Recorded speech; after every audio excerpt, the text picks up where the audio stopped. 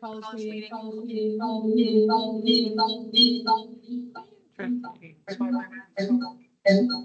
is it me? Okay, hold on. That was me. It was me, sorry. Okay. Hello. I call this meeting to order at 6:03 p.m. Madam Clerk, can we do roll call, please? Director Brennewick? Here. Director Goodell? Here. Director Medard? Director Proctor? Here. Director Burker? Here. Director Vande? Here. Director Garcia? Here. Thank you. Would everybody please stand for the pledge of allegiance? Ready? Begin. I pledge allegiance to the flag of the United States of America, and to the republic for which it stands, one nation under God, indivisible, with liberty and justice for all.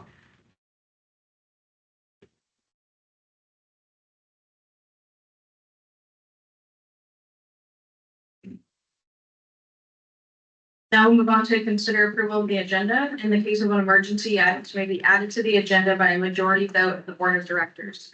An emergency is defined as a work stoppage, a crippling disaster, or other activity that severely impairs public health, safety, or both. Items on the agenda may be taken out of sequential order as the priorities determined by the Board of Directors. The Board may take action on any item appearing on the agenda. Do I have a motion to approve the agenda? I second. I have a motion by Goodsell and a second by Burger. All in favor, say aye. Aye. Any opposed? Any abstentions? Motion carries. Now we'll move on to public comments. At this time, the board will hear comments on any agenda item. If any person wishes to be heard, they shall stand, address the president, identify themselves, and state the subject for the comment. Time limit for each speaker is 3 minutes individually per item to address the board. Individuals who wish to speak on multiple items will be allowed 4 minutes in total. A total of 15 minutes shall be allocated for each item for all members of the public. The board may find it necessary to limit the total time allowable for public comments on any agenda item and on any items not appearing on the agenda to any one meeting till 1 hour. Is there anybody here for public comments? Yes, for Halva.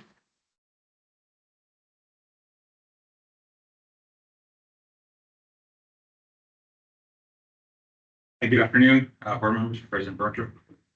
My name is Flavio Grijalva. I am the business rep for Teamsters Local 542. And actually, I'm just here just for a quick comment on this going on. So we are currently in negotiations for successor contracts for civil contracts moving forward with Central Regional Medical Center. The first two that have started is for the dietary department and the lab department. They each have their own individual contracts. They've had a contract for the last 3 years. Coming up after that will be the technical group, which incorporates basically medical imaging, respiratory, CNAs, EDAs. That's probably the biggest bargaining group part of Central Regional Medical Center. And then following after that, we're going to have the RNs sometime next year. I'm just bringing this up just to kind of let you guys know, because of what's going on right now with the current lab and dietary, we are proposing changes to contract language that's already in place. Obviously, every contract, like anybody that understands those, is about trying to improve bits and pieces here and there. There is a little bit of concern that's coming up on our end where what we are being advised, we're being told, is that the current El Centro Board of Trustees wants the current labor rep to review every single word and letter that's in the current contract, which is kind of giving me a little bit of questions as to why, because it's been in effect for the last 3 years. And so if you are trying to, for us, it just appears that if they're trying to drag this out longer than necessary, which would then incorporate affecting and going into the merger with you guys, if there is going to be some sort of possible unfair labor practice charge being issued from us because of the delay. Every negotiation, we understand that it's a back and forth and it's about trying to figure out what's best. But when you do have that kind of explanation of saying, hey, we have to review every single letter, every single word again, on language that we're not proposing any changes or the current hospital is not proposing any changes on, it kind of gives us that feel of they might be trying to extend this longer than it really should be, especially being told that they're bringing an attorney to the table. I have dealt with this attorney unfortunately before, and he just has a tendency of trying to drag things out longer than usual. And the only thing we don't want is to be placed in a situation where we do have to file an unfair labor practice charge, which because of the merger would inadvertently end up affecting you guys because we would have to name you guys as well. Right? So it's just a heads up on this. We'll see how it goes. We're meeting again with the hospital in 2 weeks. We'll see how it goes from there, but I just wanted to come and kind of give you guys a heads up. I don't want you guys getting caught by surprise if something like this was to happen. I'm a pretty fair person. I do try to keep everything up in front as much as I can, just so you guys are aware. Thank you. I just have one question for you, Mr. Grijalva. Which attorney are you referring to? I really think Jason. Finnegan? Yes, Thank you. I appreciate it. thank you. Thank you. Have any other public comments?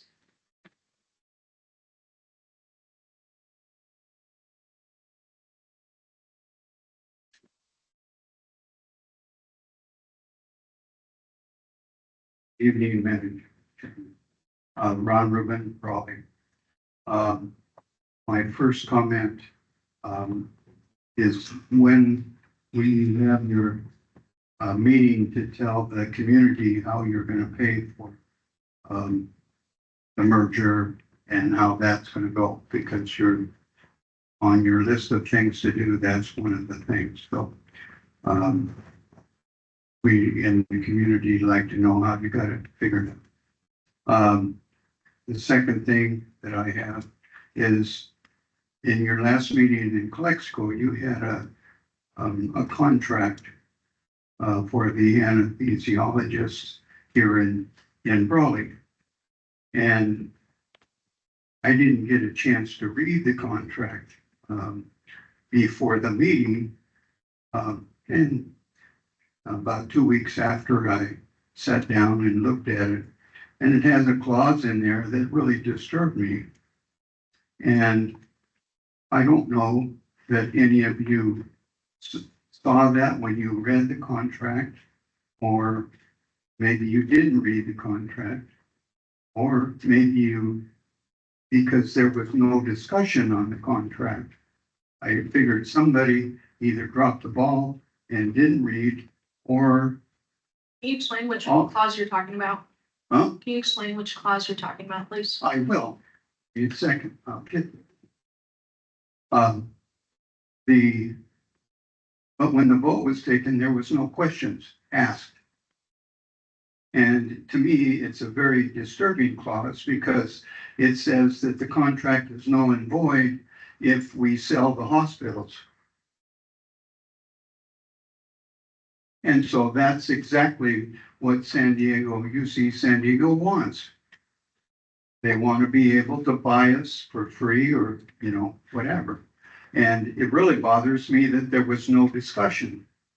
So if you did read it, then you must have had discussions among yourselves or in closed session, I don't know.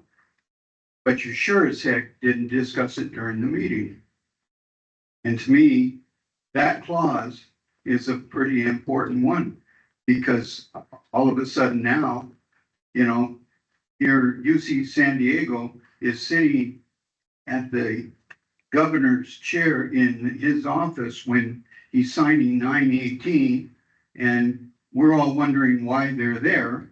Well, now we know.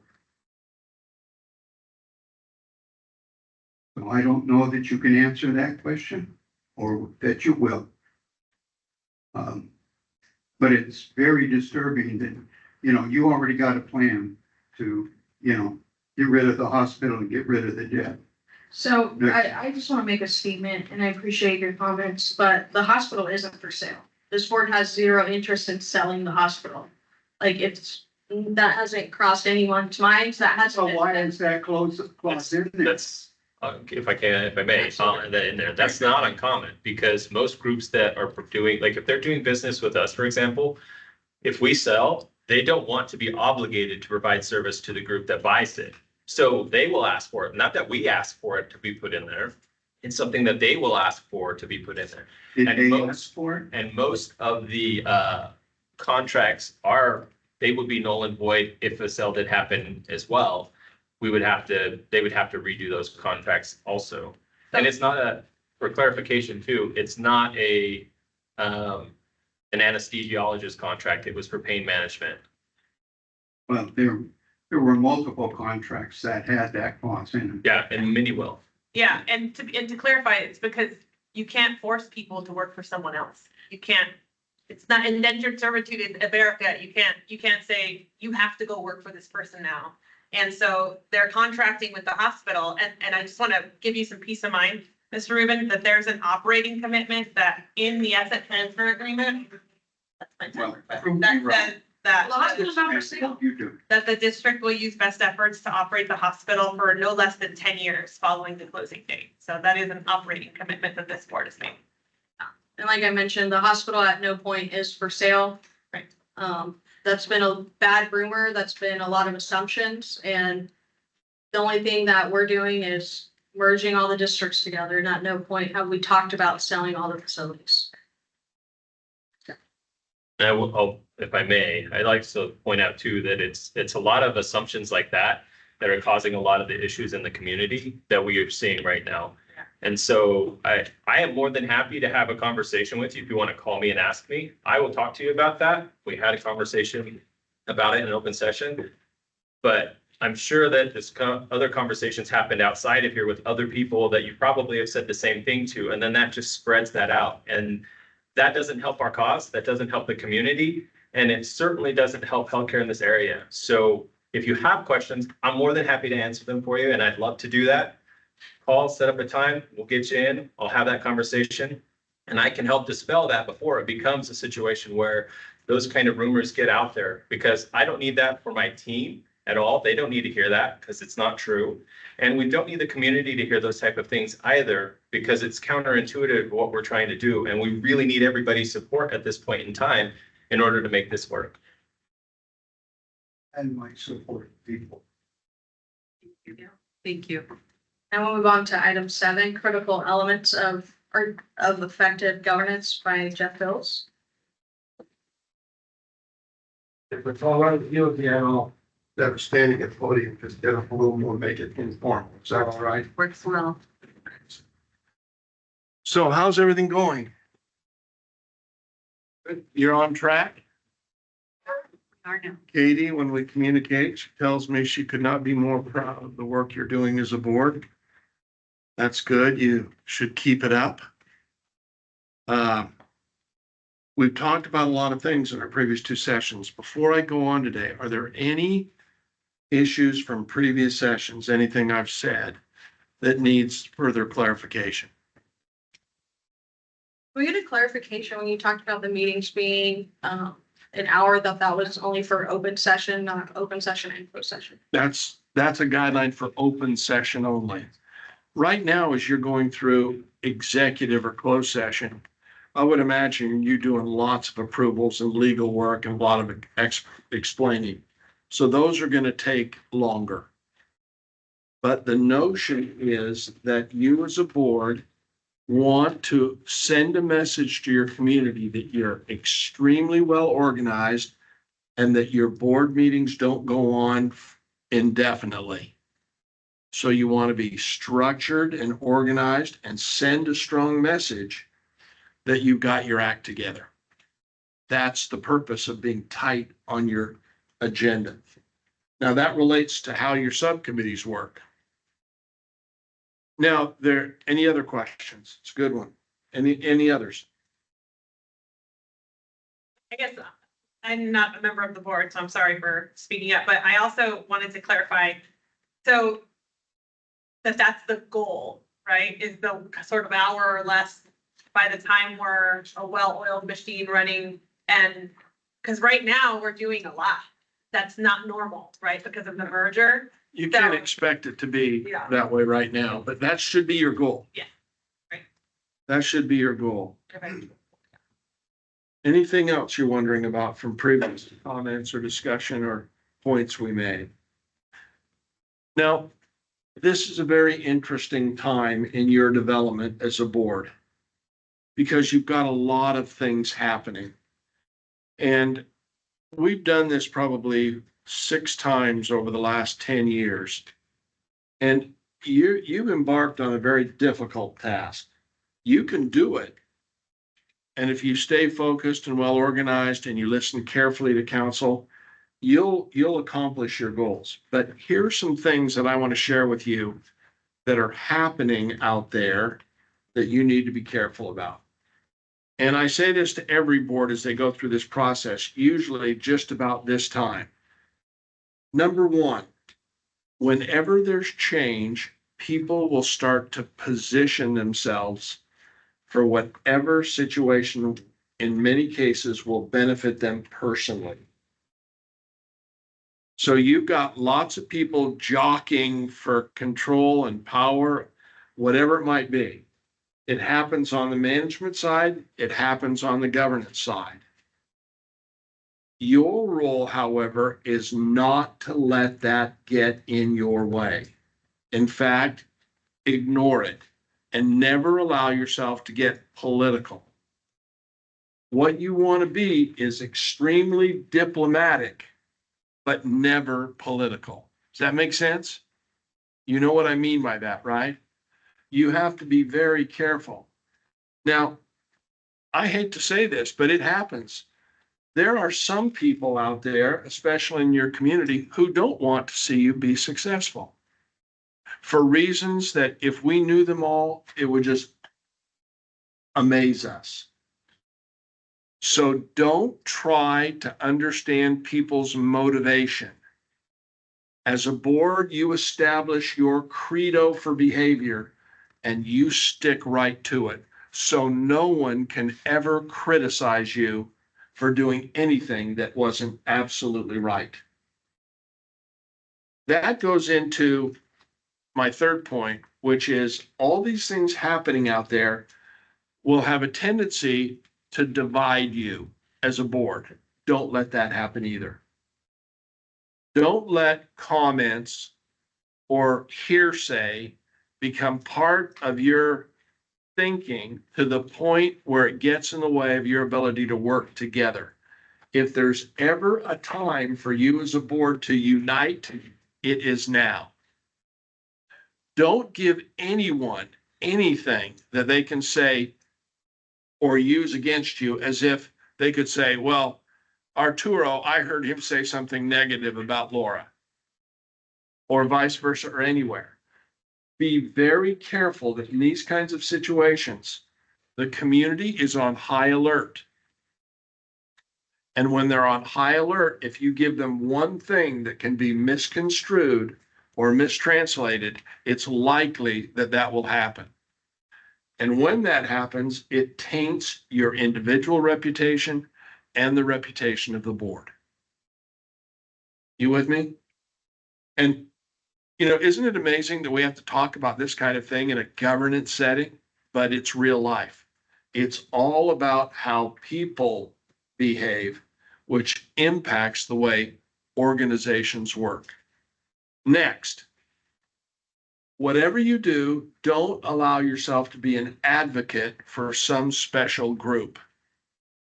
What I mean by that is you've got the medical staff, you've got employees, you've got the union, you've got any constituency that has an interest. Vendors, I could come up with 50 of them.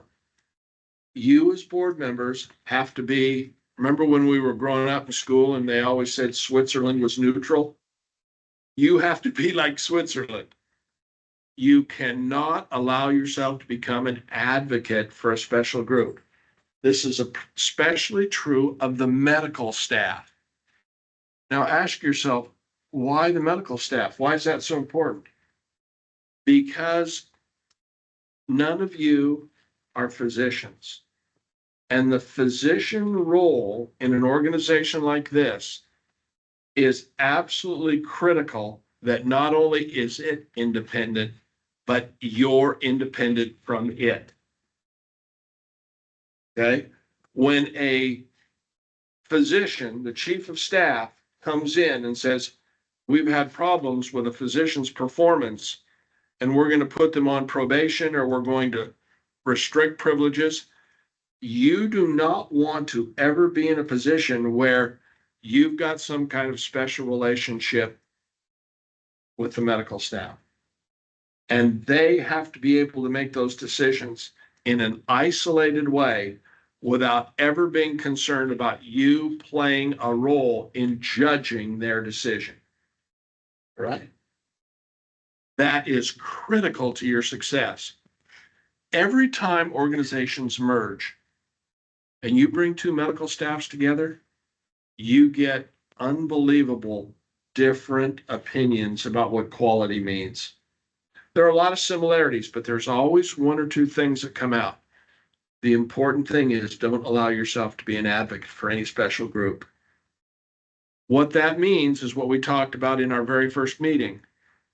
You are never, ever the go-between between the medical staff and management, or either one of those isolated.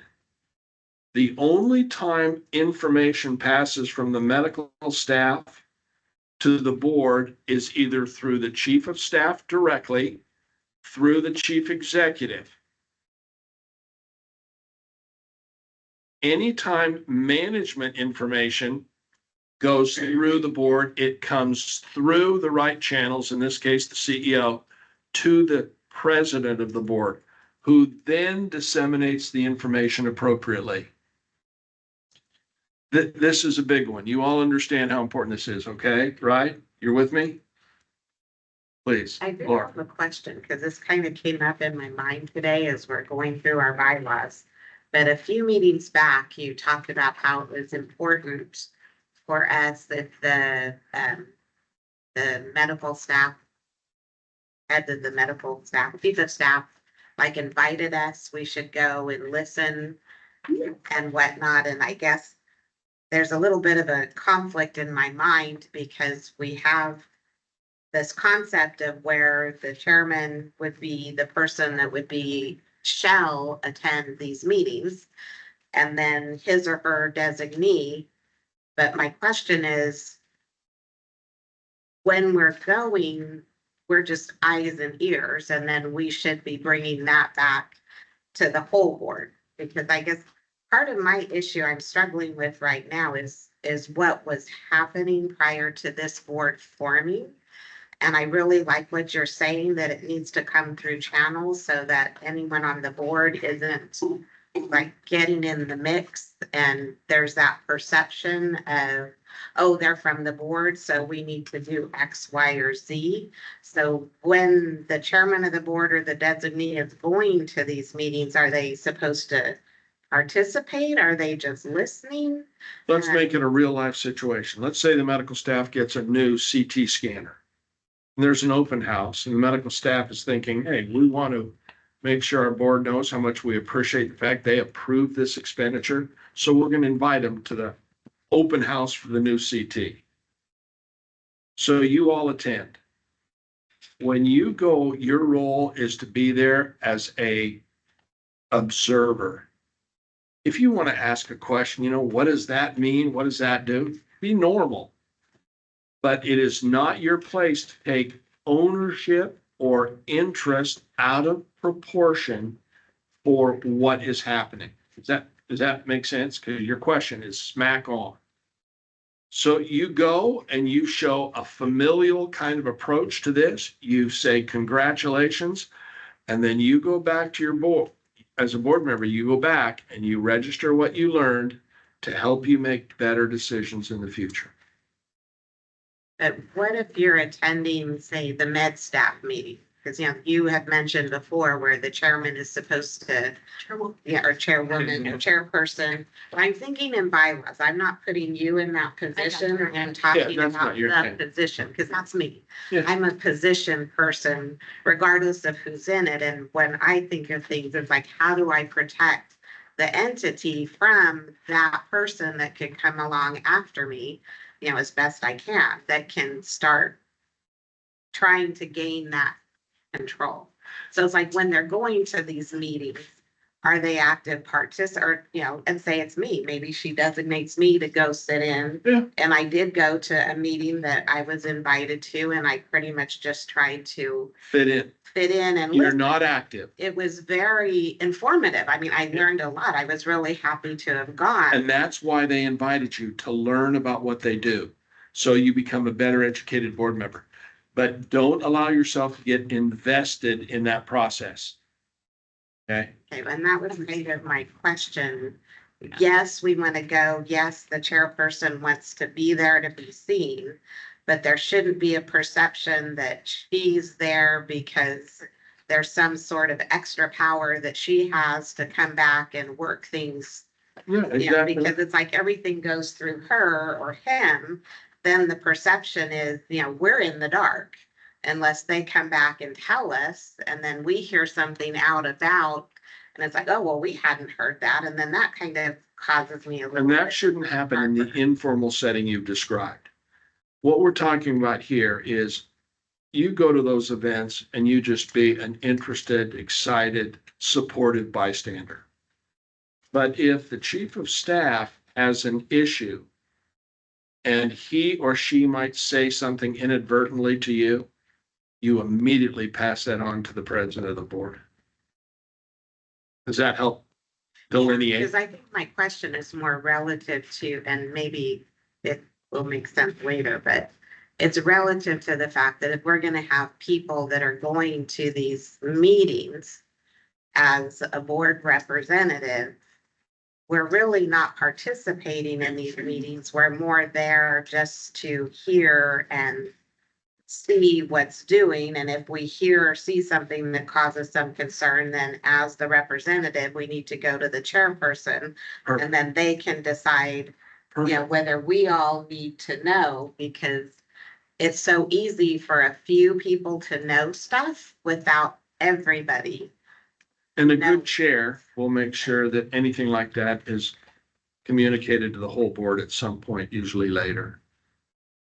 When a medical staff, in some organizations, you will see a medical staff who is completely disengaged from the board of trustees, from governance. Because they think they operate in such isolation that the board doesn't know what they do. Okay? And in most cases, you're not going to know what a pulmonologist does from a clinical standpoint, right? None of us will. We don't have their training, we don't have their background, and we don't have their clinical patient experience. However, there are other organizations where the medical staff says, you know what? We want the harmony that makes the organization better because we communicate, we share, we want them to feel involved. That's what I hope happens in your organization. When they extend that invitation, for you to abuse it by doing anything other than just being an attentive listener and learning would mess things up. So take what I just said and what you just said in your last statement, put them together, and you've got the perfect answer.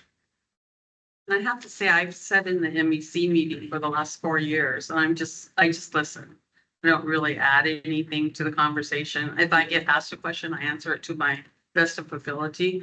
And also too, when the report comes, the MEC report comes to the board meeting, it's the whole page of what happened at the MEC meeting, the discussion and everything. So it's presented to us as a board as well. So if I felt anything needed to be reported, I would definitely report it to the And chairman. I'll tell you, the organizations that have really struggled are the ones where those boundaries between governance, operations management, and the medical staff are not really clear.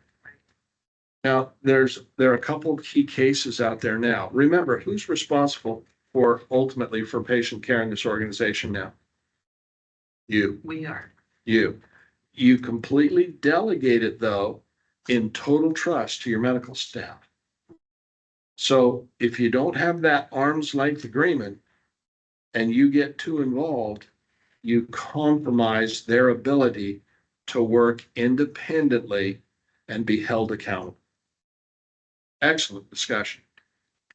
Usually takes boards about 5 meetings before they get to that question. You get an A+. Told you there are new possibilities. You weren't lying, Katie. Lastly, and this relates to what we're talking about, it's important that you establish your key roles now. Understand what your roles are, medical staff, management, governance, and make a commitment that you won't slip around and get out of your roles. Remember what we talked about in our second meeting. How do you basically, I'll use the word control, but what is your mechanism for making sure that management does the right thing? Oversight. Oversight through the relationship that your president has with your chief executive. And that is communicated 100 different ways internally. Same thing applies to your medical staff. The trust you put in your physician leader is huge. And most physicians who decide to go into medical staff leadership and take either leadership and or administrative roles, they hardly ever understand how big that responsibility is. Because this Dr. Krutzik, that's right? Yeah. Dr. Krutzik basically has responsibility of the performance of how many members on your medical staff? Don't honestly Roughly. know. How many? 80. 80? Yeah. That's like herding cats. Okay? Yeah. Can you imagine what he has to go through to get physicians and surgeons to agree to anything? It's hard work. So the last thing he needs is confusion about roles. Everyone understand? Now's the time to establish the best habits for the way you perform as a governing body. Now, you have a handout in front of you, and I'm not going to go through every one of these items. I'm just going to hit the highlights that are in blue. And then at your leisure, please read the rest of this and use it as a template. Back in my active hospital CEO days at Scripps, I had a role in the American College of Healthcare Executives, and I was on one of the subcommittees that actually did the initial work for this. So I can take some credit, but not all. But we've altered it over the years to reflect the things that we know are most important. This is an outline of the committees that you should have functioning within the span of total control for the governing body. Now, on your agenda, Chris and I were talking earlier, and he showed me that you've got some initial committees already in there that are going to be part of your discussion tonight. There's no magic to what those committees are. You can change that if you want and when you want. But I want you to clearly understand what the purpose of every committee is so that you can use those effectively. Plus, all of you will be participating in those committees. You may be asked to chair one. Who knows what your role might be? So you've got to be extra prepared. Everyone understands that what you call closed session will eventually become a closed session for the board, but you will also have an executive committee, which should be made up of your elected board officers, and you should include your CEO, who will at times be excused from the meeting, especially if it's concerning performance and compensation. The executive committee is a very important function of the board because there are times when the executive committee, according to bylaws, can make certain decisions without the full board, hardly ever done. But on the other hand, you have to be very careful that you don't let the executive committee get the kind of control and power where they make all the decisions, and then all that happens is those decisions come to the full board for ratification. You with me on that? That is a very fine balance. And you have to be very careful how you manage that in your role as governing body members, but be careful about it. One last point in this section.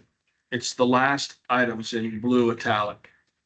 The bylaws have to clearly define the role of the chief executive and the executive committee, so there's never any confusion between the two. If the executive committee kind of morphs into the organization's main decision-making body, the rest of the board members will feel excluded and there will be conflict and contention. So Katie, it does fall on you to make sure that you err on the side of more transparency than less, which I know you will.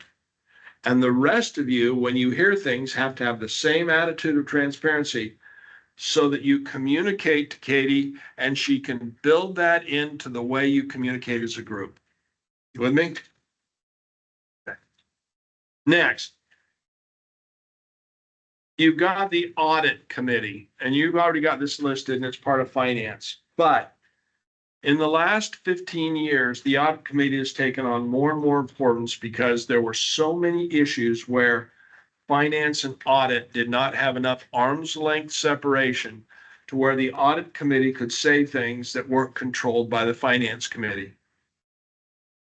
I would recommend to you that you have your finance committee, and it plays a heavy role in developing long-range strategic financial policy.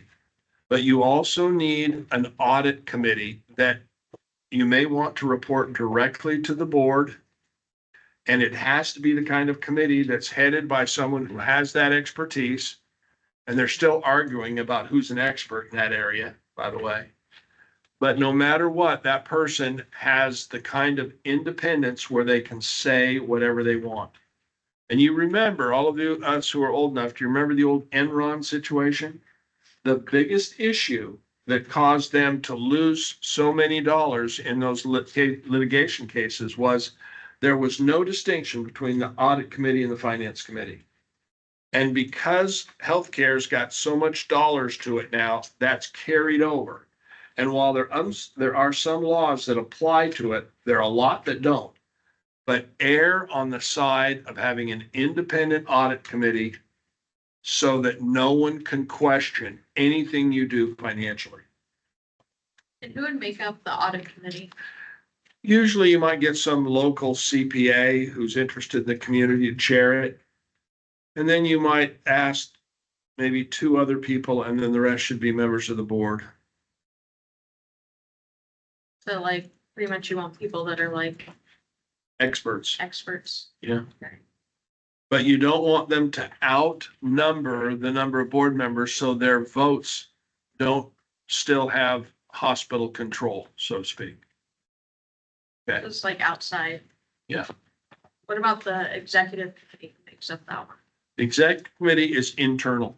Okay. That is only your officers and your chief executive. Remember, the chief executive is your resident board member.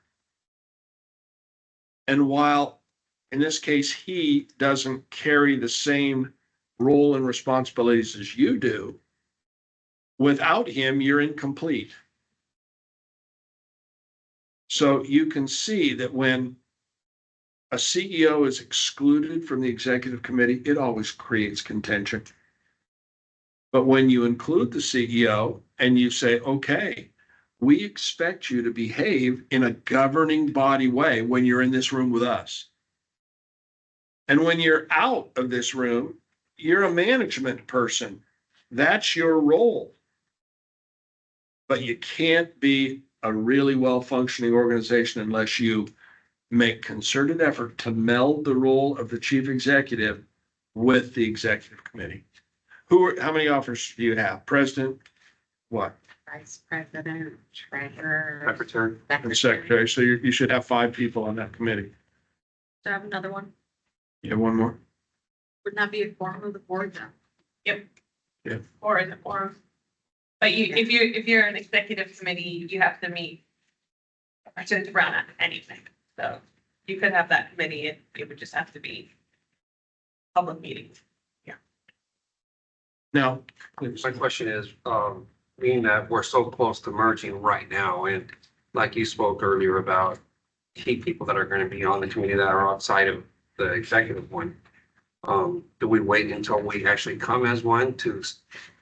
Because I'm thinking, well, we don't want to start kicking people off the committee once we merge. Exactly. That's smart thinking.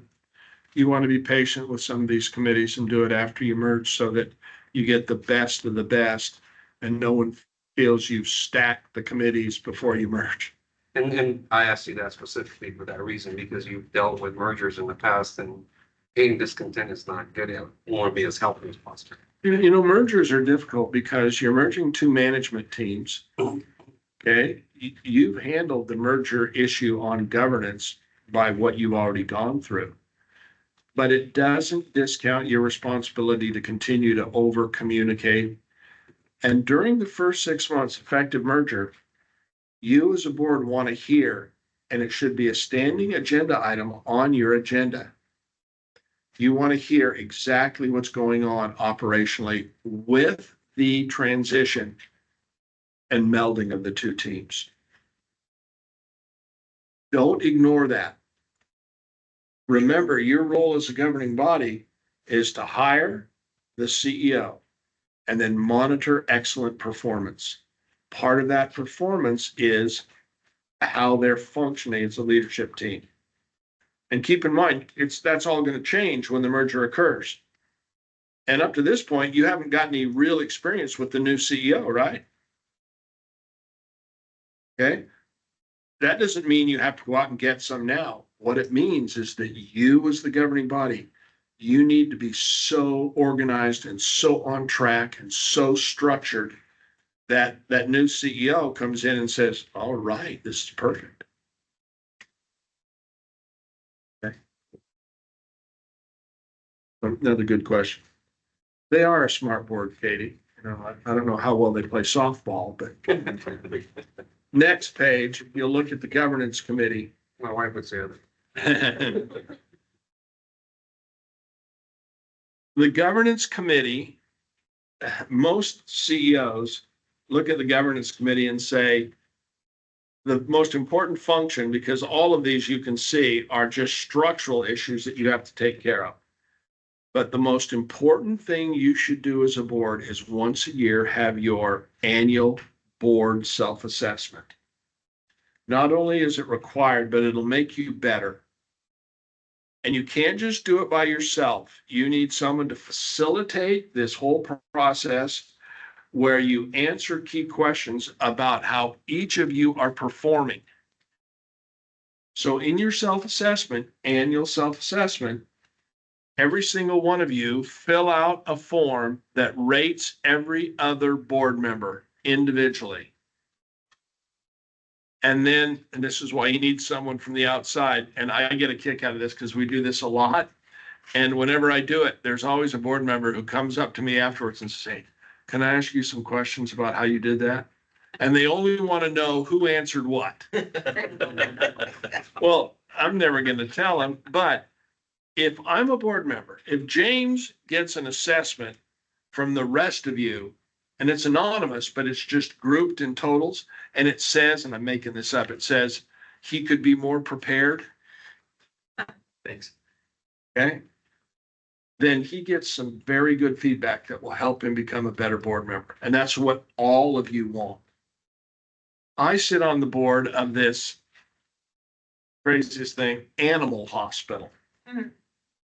And there's 3 veterinarians in there, and the board is made up of all these heavy hitters, except for me, who all have all this money, who funded the animal hospital, and they have to do a self-evaluation.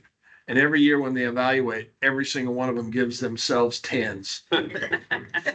And when I feed back the information, even though I'm on the board, I always say, oh, you all gave yourself, all of you gave yourself 10s. You're just all perfect.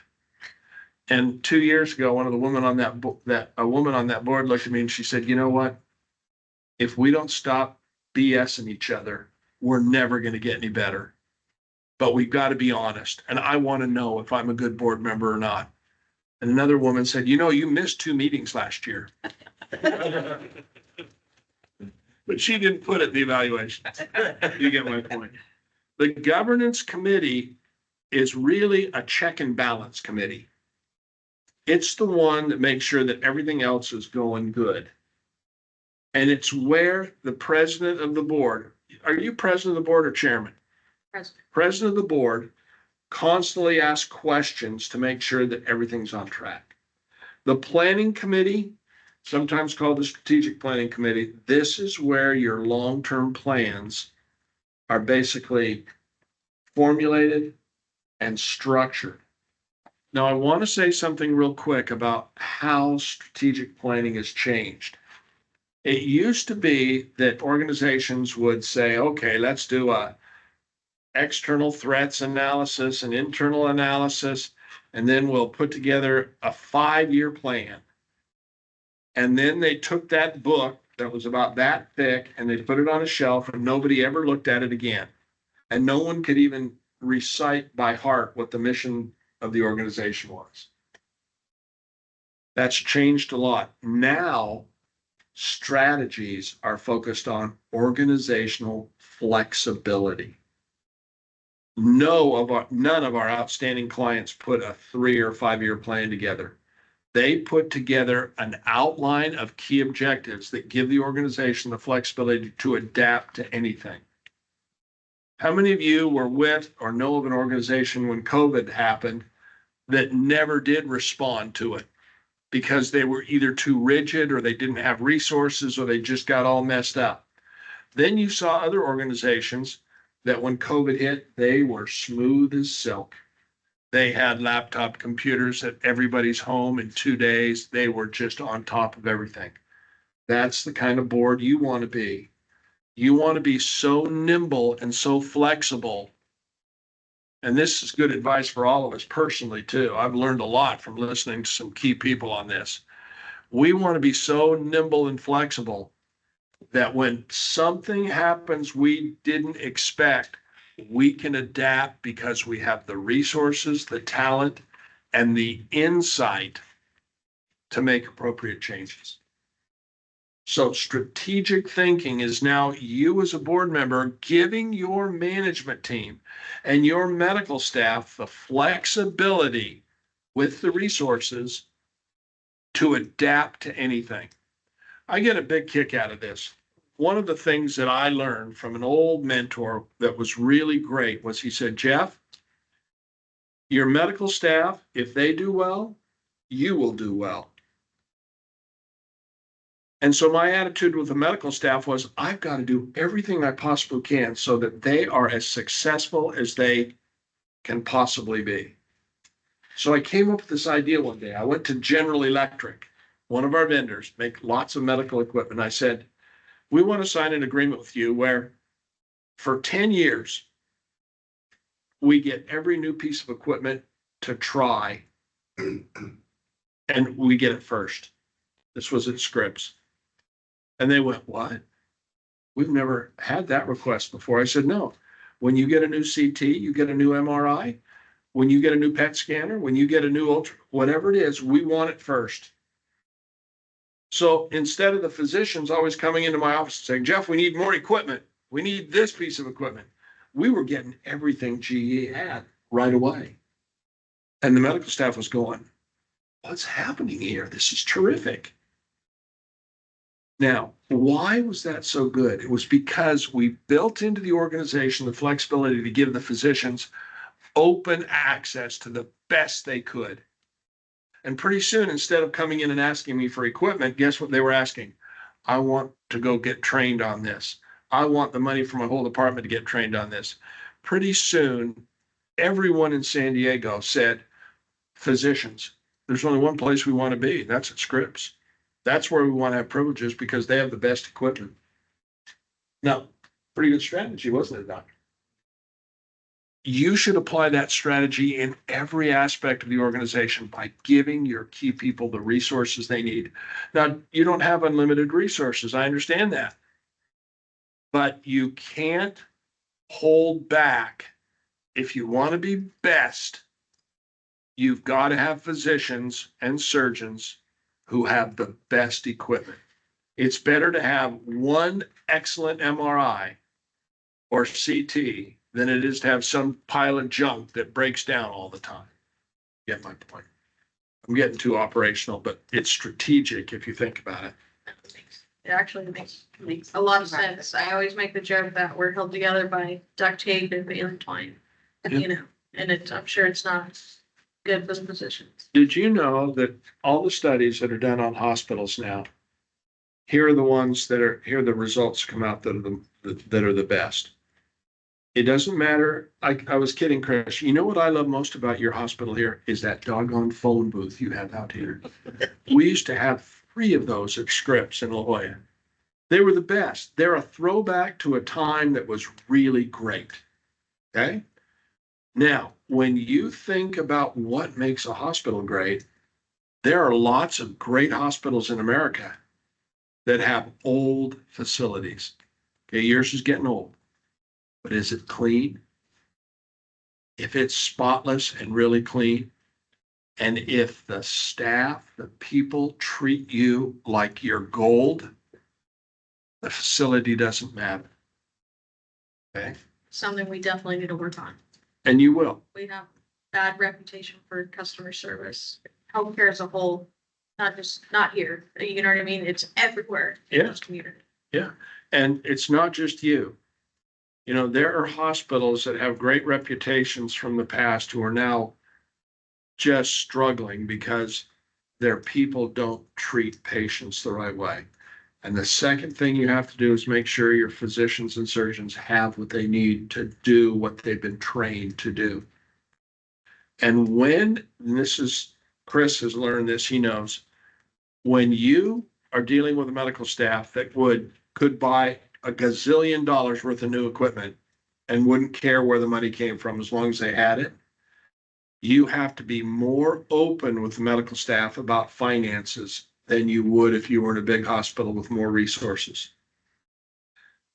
So a good suggestion is you make sure as a governing body that you give your CEO the leeway and even encouragement to sit down every year and go over the budget allocated to the medical staff. And when they see that you're allocating all you possibly can other than wage and salary and maintenance, they'll understand. About like as a culture, as a whole for the organization, so like everybody knows the numbers, everybody knows where their department's at.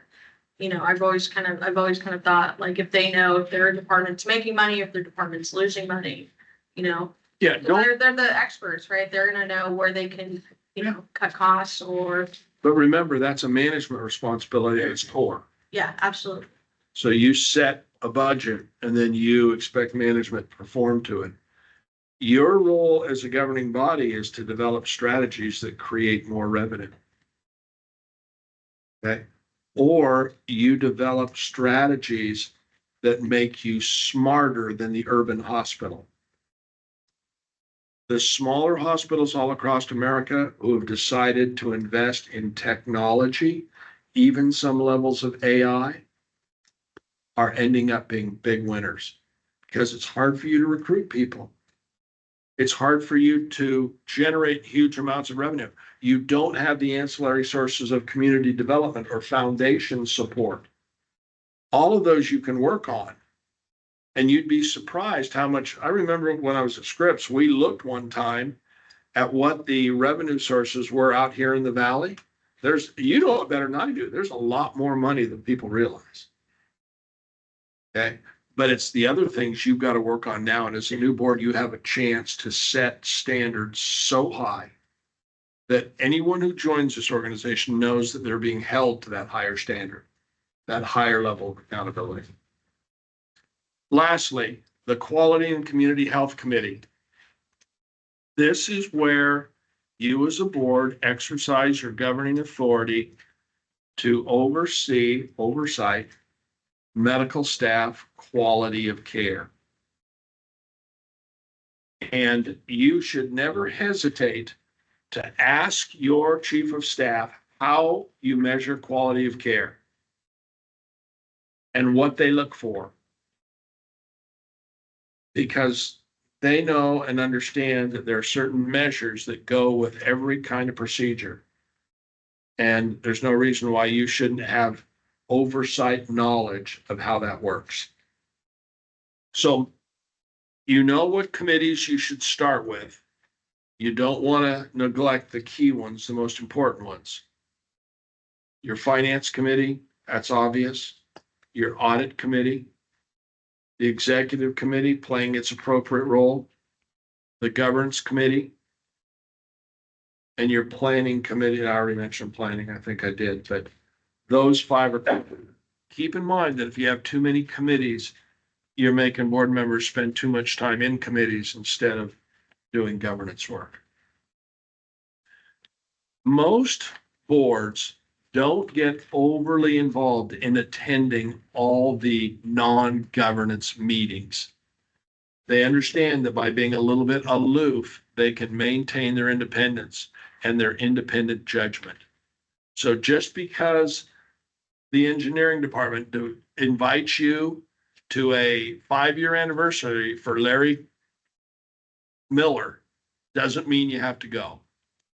You say, thank you. I hope everything goes well. You want to be very careful about how you expose yourself and be very careful about the image you present so that nothing takes away from your governing body role. Now you got a lot of material here, so I'm gonna be quiet. Questions? Anything else? I do. Beth? So earlier we spoke about potentially getting a CPA for one of the committees, right? A lot of the providers out in the public, out in the community, sometimes have competing interests with the hospital. So with regard to, I don't know, whether putting, providers on some of these committees, should we refrain from putting these providers that are out in the community? Especially if they have a conflict. Well, they may not have a conflict, but they may have an interest. That would be enough conflict for me. Yeah. Find someone new in the community who's got the expertise and the skills, but it's not tied in some way where there's influence. And you don't want voting members of a board committee to be anyone other than board members, because there's a delegation of power issue, because at some point, although you're appointed, it's an elected position. And so you don't want to take power away from the people by saying, wait, we elected you to do this, not, you can't appoint a committee with persuasion or decision-making authority to start making decisions on behalf of the board. So you can have committees that have X amount of voting board members and then other people that you invite to be on that committee. That Right. could be voting members or could be non-voting members or participants. But as Mr. Bill said, you don't want at least a majority of the committee to be anyone other than board members. And for the most part, it's probably safe for the voting members to all be board, even if it's just two of you, just be board And members. what triggered my question, sir, was that when we first got appointed to these positions, for one of the positions, there was a doctor that wanted one of the positions. That's why Yeah, now, think about this for a minute. Yeah. If someone wanted to be on this board, who's not on it now, how would they get here? Get elected. They have to get elected, right? What if you get someone who wins an election who understands nothing about healthcare and ends up being a burr in the saddle around here? How do you keep that from happening? Succession planning. Absolutely, Katie. You have to do all you can within the law to identify individuals. Buddy, let me tell you, when you have an election coming up and you're on the board, you better start going recruiting and weeding out and talking to people in the community, because if not, I mean, you end up like El Centro. Oh, we. Well, and think about this for a second. How do you develop a pipeline for good individuals who end up running to be on this board? Ad hoc committees where they participate without being a board member, and there's where you find out how good they are. And when you see how good they are, then you've got to find a way to support them so they can run and get elected. And possibly advisory boards. Exactly. Exactly. So I have a question for you. So right now, on our bylaws that's here, we have a finance and budget committee, hospital operations and integration. governance, quality, audit ethics, or quality, audit, compliance and ethics, and then advocacy and outreach. Is that a good start? Yeah, that's good. Compliance and ethics. A lot of people think that it's okay to have that, but when you start functioning that meeting, there's hardly ever much of an agenda. So they start building compliance and ethics into everything else they do. So it becomes an agenda item on almost every other committee meeting, at least quarterly. But it doesn't matter. If you have that, if that's something people are used to, probably not a bad idea to keep it up. I think we're just trying to get, I think it's right now, it's like the organization is, you're wrangling everything together. And so it's like, what is a strategic, and knowing that you can dissolve them later, or you can obviously amend the bylaws, but how do you set up these things that are gonna function as we merge together? Yeah, you're actually talking about the legwork now to get it done, right? Right. Oh, yeah. In your role as president of the board, you may want to identify early who you want to chair those committees. And then begin the process of delegating authority for them to start organizing, using the right resources available to them. That's the biggest role for the president of the board in this kind of merger activity. So would you have it be a board member chair then? Or would you- Yes. So I have another question too, because we talked about it. Except for audit. Yeah, so what is like the best practice, like recommendation? It's the board, everybody go, hey, I want to be on this committee, or is it the board delegate, the board president? How do you go about that, right? So you're still collective as a board. Yeah. But, I don't know, I've gone both ways because I'm like, I don't want to be as a board, or anybody to be authoritarian, like you're on this, you're on this, you're on this. But then also it's like, like I'll use the example, everybody on this wants to be on strategic planning committee. I've had every single board member tell me that they want to do it, right? So I'm like, okay, what do we do about a tiebreaker?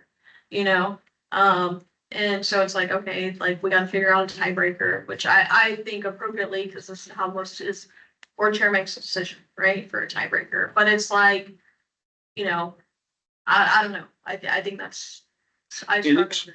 Good question. Inexperienced boards or unwilling boards think they should take a board member who is a bank president and make him chair of the finance committee. No. They're not gonna do that. Now, in some areas, you might want to do that once in a while, but you want people who know how to organize, ask the right questions, because every committee is going to be staffed with people who have the expertise, especially from the management side, because they're your key resources. You could never ask a non-physician to chair a physician committee, a quality or a patient care committee, right? You wouldn't know enough to do anything but say, next agenda item is, number 3 is, number 5 is. So you have to kind of think that through. But all of you as board members need to understand this is a tough task, especially the first time. So you entrust, delegate to Katie to make the first series of assignments. Express what committees you think you could be helpful in being on. And you may want to have more board members on the strategic planning committee than you might normally have. But remember, those are working committees. And eventually, any decision they make comes to the full board.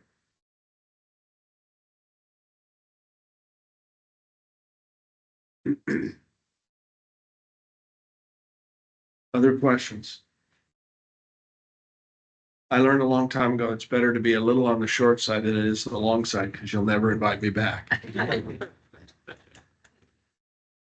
Well, thank you. My best friend, when you said an hour, and now you just gave them free rein to go for a long Only time. for a short period of time, Laura. I would say within 8 months, you are running like a Swiss clock, and your board meetings start on time.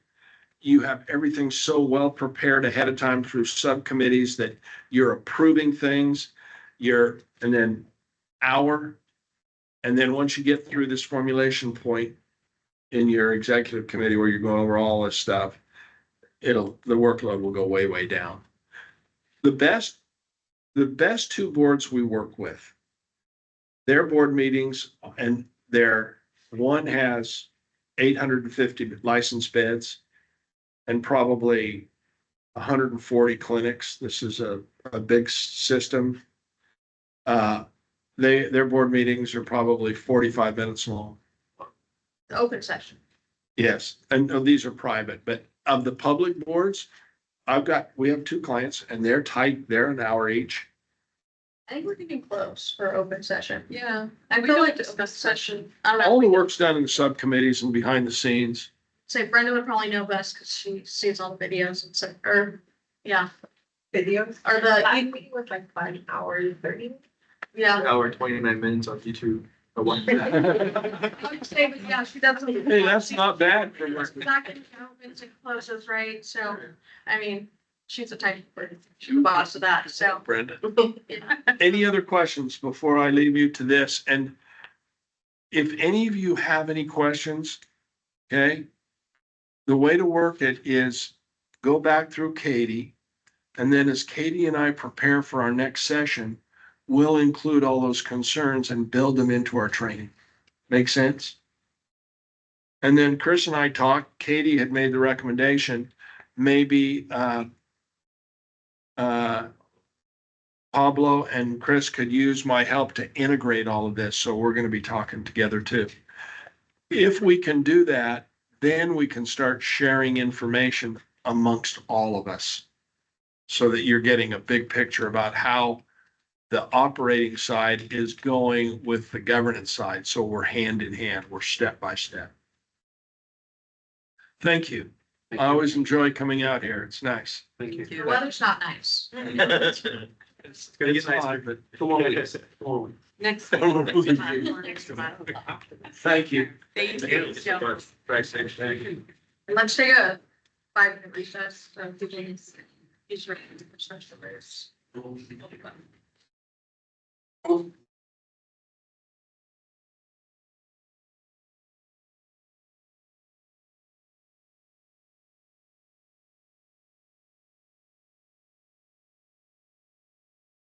Oh, sorry, James. One track line today. I don't do it.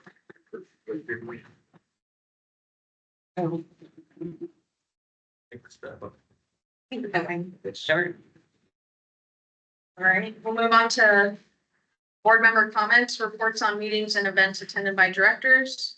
Do we have any brief reports by directors on meetings or events they attended? I attended the ribbon cutting at FDSU for the STEM building. It was very interesting. And I think it's a great opportunity for Imperial Valley. So that's my report. Good girl. Yes,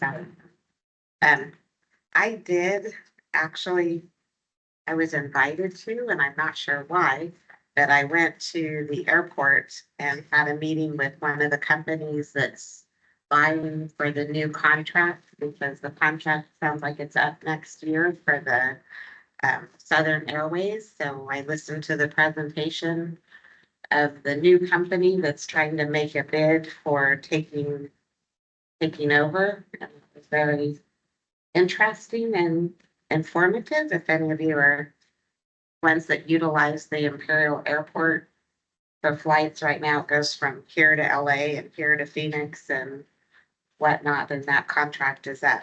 So it's interesting. You get 3 miles. No, No, pretty much. Do you have any other board member comments? I had a call from the fire chief on Calexico, and he wanted to find out about meeting the new board, the IVHD board, and the city council of Calexico. He doesn't know. He did give me a call. Yeah, I gave him your information, so they can call you. Thank you. Okay. Yeah. Do we have any other? Well, thank you all for the reports. What about the schedule? I don't think we have anything on the schedule. Do we have anything, did the education outreach committee meet? No. Okay, Maybe report from the negotiations. The AVHD negotiations ad hoc committee has met at least once or twice since the last board meeting. And I'll give the update when we get to item 10A. Right? Now we'll move on to the consent calendar. Any member of the board may request that items from the consent calendars be removed for discussions. Items so removed shall be acted upon separately immediately following approval of items remaining on the consent calendar. Do I have a motion? I move to approve the consent calendar. I second. I have a motion by Goodsell and a second by Berker. All in favor, say aye. I, Any opposed? Any abstentions? Motion carries. Now move on to items 10, item for discussion and board action. We'll start with item A on an update regarding asset transfer agreement with the city of El Centro and El Centro Regional Medical Center. Yes, I'm very pleased to report that we have a fully executed version of the asset transfer agreement that's been exchanged between the parties. The schedules are finalized and signatures received and everything buttoned up yesterday. So we have that fully executed version and we're proceeding into escrow and the diligence phase of regulatory approval. The regulatory group has met, the contracting group has met. Chris and Carly Loper and myself and Carol participated in a contracting session with the principals and C-suite at ECRC to go over all of the outstanding contracts and start discussing everything from expiration dates and renewals to creation of a merged contract. And that group's gonna meet again next Friday with recommendations on how to proceed with either consolidated or a plan for contracting moving forward. And we also met with representatives from OCA to discuss regulatory approvals that are gonna be necessary for the merged hospital and the changes of ownership and the approval for the ATA. So it's really great news that the city approved and that we've got a final ATA in place. It's a huge step. Perfect. Thank you. So we're going to item B, discussion and possible action regarding future ECRC hospital facility naming and branding. Yeah, and I'll take this one together with Chris. I'll punt it to him at some point, but so as we move along with, for example, the child processes and everything else that we have to do operationally, that we've encountered just from the PMHD to IVHD changes, it's been a ton of work to get, I mean, even just name changes on licenses, obviously, and other sort of regulatory and quasi-regulatory stuff. And so as we're going through this process, we've been discussing a lot, okay, so we're gonna do this again when we bring on another hospital.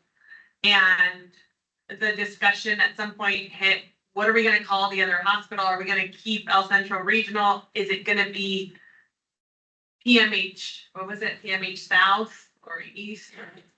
That actually came from, that was a recommendation from someone at From the ECRC, yeah. from the executive team. Because the goal of the merger is to be a sole community hospital under the umbrella of IVHD. So we thought we would start, because we're gonna need to fill out a bunch of paperwork, and unlike the PMH transition, we want to get ahead of it instead of being retroactive. Because we've had the good fortune, yeah, we're still doing it, but we've had the good fortune of being extended a lot of grace from these state departments and regulators, understanding that the turnover from PMHD to IVHD happened with very short notice in light of the litigation. And we still, our license, the CHOW was processed, I think, in April.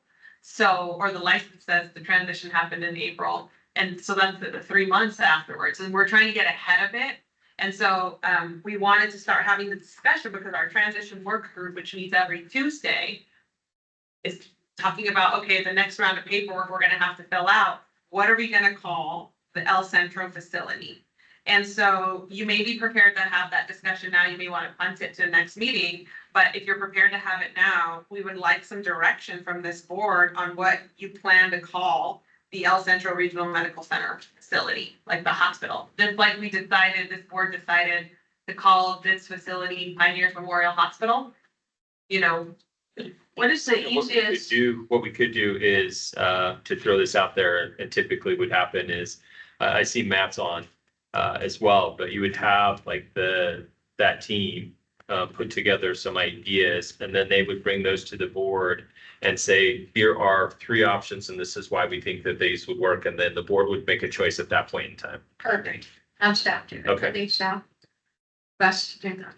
And now, We'll bring it the back. next question on that would be, the deadline that you want it back by. Yeah. So that we can make sure that we have it I done. think you guys need to figure out that deadline because it's for your people. Because we have to make a decision, right? So I think, honestly, like, I mean, this is my personal opinion. I have zero issues delegating to you guys to figure out the deadline when you need it for your regulatory paperwork. And give us options and we can start thinking about it and we can make a decision.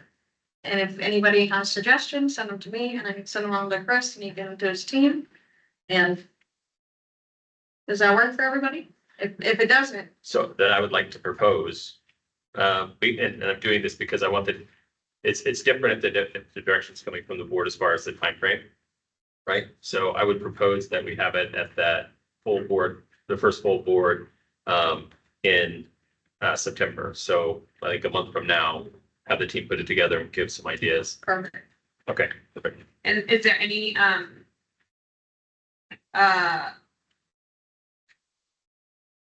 opinion of this board or board members on branding too? Do you want a different branding than PMH IVHD, or do you want to see consistency across? I would like to see it all the same. Yeah, we definitely need to Yeah, do that, I would think because so. when we do that, we want to be able to use the same, so Right. that somebody can look at it and be like, oh, that's That's an IVHD, IVHD. whether it's here or here.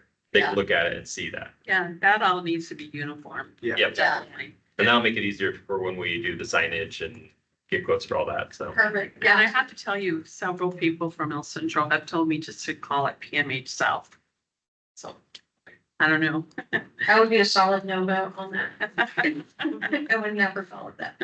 So Chris, so at El Centro Regional right now, they have a El Centro Regional, a UCSD facility. That means we're getting rid of the UCSD facility and it'll just be a IVHD period, right? We would keep the affiliation piece in there with UCSD. I think it's important that people know that, just like here, our stuff says, it said that we have this Scripps affiliation, right? And so, I mean, that's what it is, and so we might as well, we're gonna roll into that and let people know and understand that that's who we are. Well, yeah, those signs are gonna have to be changed. They'll get changed, but it would Even the be, one up here on the highway. Yep. It's pretty bad. So that, like, a lot of them have like, looks like somebody's throwing a rock. yeah, Yeah. I mean, which is, yeah, it happens. So the reason I ask is because that is the facility that has UCSD right now. We used to have Scripps up here. right. So if we're gonna do the branding and everything to be consistent, We then would how do does, that for here too. how does that impact it?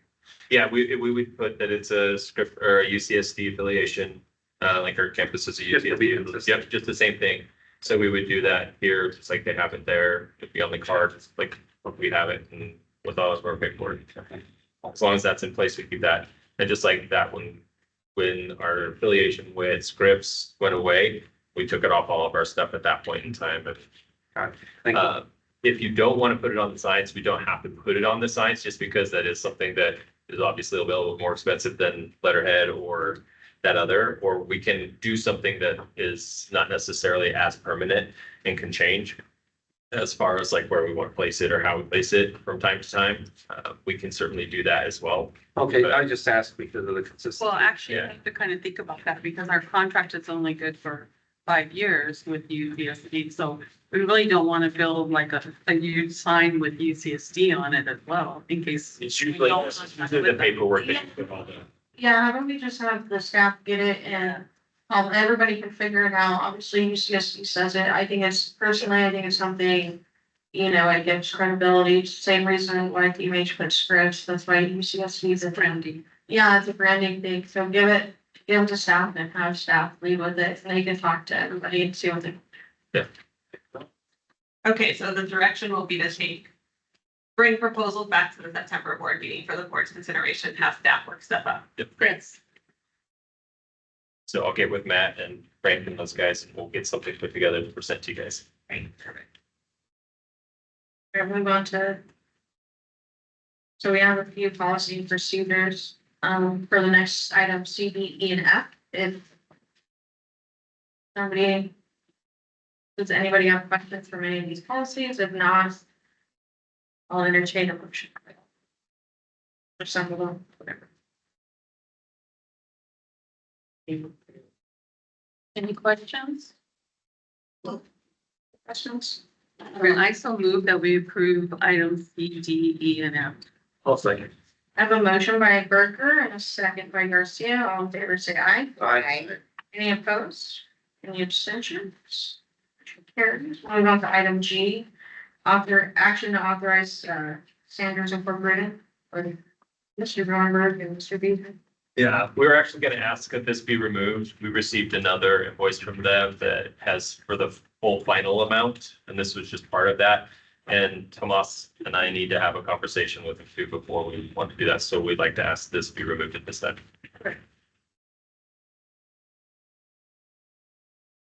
What's our?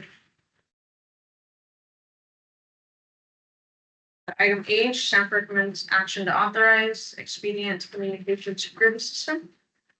Yes, so this is a new server set up for our camera system. The current one that we have right now is over 11 years old, and we have no way to upgrade the software on it anymore. It's definitely past its useful life.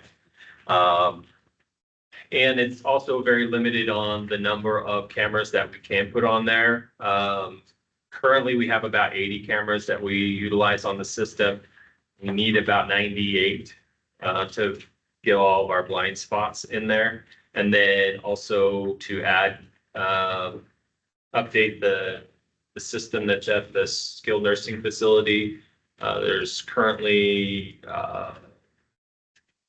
16 cameras at that one. We need to add 4 more too. And then there's a couple other spots in Calexico. And this will allow all of it to be on the same system as well, so that we can pull the data, which will be very helpful. And so this was, again, it's part of our capital budget. We've already approved it from the capital budget side. And this is just for the server process and software updates that we need. The cameras will come later. So how much are the cameras? So the cameras can be anywhere from $400 to $1,800. We haven't got that far yet as far as what cameras we want to use and how we will come in. We just need to make sure. So it's gonna be like 90 cameras? It'll be a little bit more than that because there'll be the other ones as well. So it'll be the 98 just for this campus. So the 80 plus the 18 more. There'll be another 20 at the skilled nursing facility.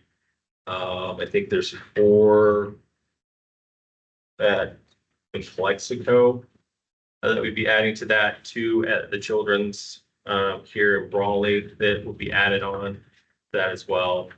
So I think all in all, our total is close to about 150. And that's budget, the whole thing. That's budget. Correct. Okay. Yeah, this is just the first phase of that. Thank you. And they'll run in tandem. They'll both run in tandem until this one is fully up and operational, and then we'll pull the other one out. Do you have a motion or any other questions? If there's no other questions, I move that we approve. Oh, I'm sorry. Is this system compatible with what they have at HRC? Yes, I was just gonna ask that. How? yeah, we talked to them about that beforehand. Awesome, I figured, but I just, Hey, Chris, so just like Enola asked, I don't think I see here anywhere about how many cameras there are. Like I'm reading through this, I don't see. This isn't pro cameras. Oh, okay. This is The just for the server. server and the software. All right. Yeah, the cameras will come later after we get this all in place, and then we'll do the camera portion of it. So it's just kind of half of the price. more to come. Maybe More to a third. Maybe a third. of the price. I think the cameras will be a little bit more expensive than that. But it is compatible with El Central. Yes, Okay. yeah, they even use the same group here, the Expedient, to do their stuff. Well, so. So I think I was about to have a motion, I couldn't. Yeah, Do I have a motion? I so move that we take the staff's recommendation to purchase the Expedient Communication Security System. I second. I have a motion by Gibson, a second by Director. All in favor, say aye. Aye. Any opposed? Any abstentions? Motion carries. Move to item I, purchase of 2 striker towers for general urology and GYN cases. So this is just coming back to you guys. If you guys recall before, we had done 2 new towers that we actually had purchased for the ortho side. These are the other 2 towers for the other side for, like it mentions here, the general urology and GYN cases that we do. This will replace the Olympus ones that we've been having the issues with where the screens black out. We took this group in, we've had them for we've got them to extend multiple times on these trials so that we can make sure that the staff is okay with these and like that. And that is the case at this point in time. We do want to move forward. They are budgeted. So we want to proceed with the actual purchase of them at this point. And what meeting? This is Striker. Strike. I saw that name, but I just want to make sure. Yep. Okay, so we're not gonna have the same problem as before, hopefully. Yeah. These are replacing those issues that the Olympus ones that we're having issues with. I so move we approve item I. I second. I have a motion by Berger and a second by Garcia. All in favor, say aye. Aye. Any opposed? Abstention? Motion carries. Move on to item J. Authorize the statement of work between Innova Revenue Group and Imperial Healthcare District. I can take this one for Carly. With the implementation of Cerner, the management of patient information and referrals has been increasingly challenging. One of the challenges that we're facing coming up with the new tax ID and the NPI changeover is having to redo all of these referrals. So we want to bring Nova. They have come in and done like an operational assessment. They have a strong history with Cerner. They think they can make a lot of changes for us to help improve our efficiency. And then they'll also be able to give us an FTE to help us with that referral workload when we get to that changeover.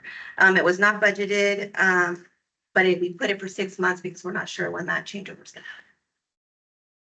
So they're not gonna begin until the changeover. They've done The process. they'll start the process, but not the FTE actually working. The referrals will not So be in. how are we doing with the referrals now?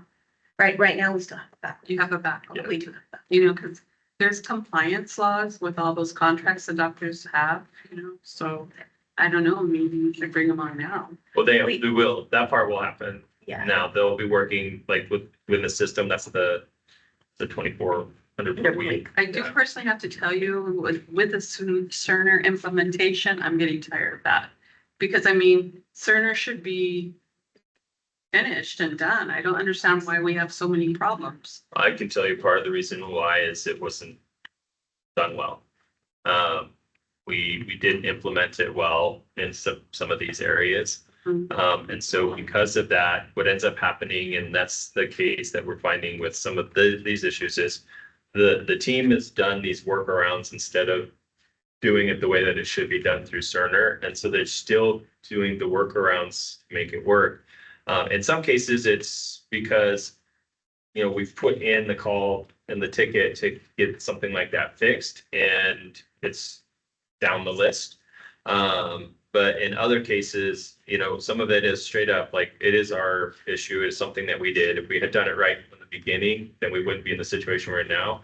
And that's part of what Innova is doing, is they would come in and help them kind of barrel through that part of it to get it so that we're not doing the workarounds and doing 10 clicks when we should be doing 3. Yeah, and then my other question is, why isn't, who does referrals? You're using a call center? We have the call center. We have 4 people on the calls. We have 4 people on referrals, and then we have the rest of the team. There's total 13, and the rest of the team on authorizations.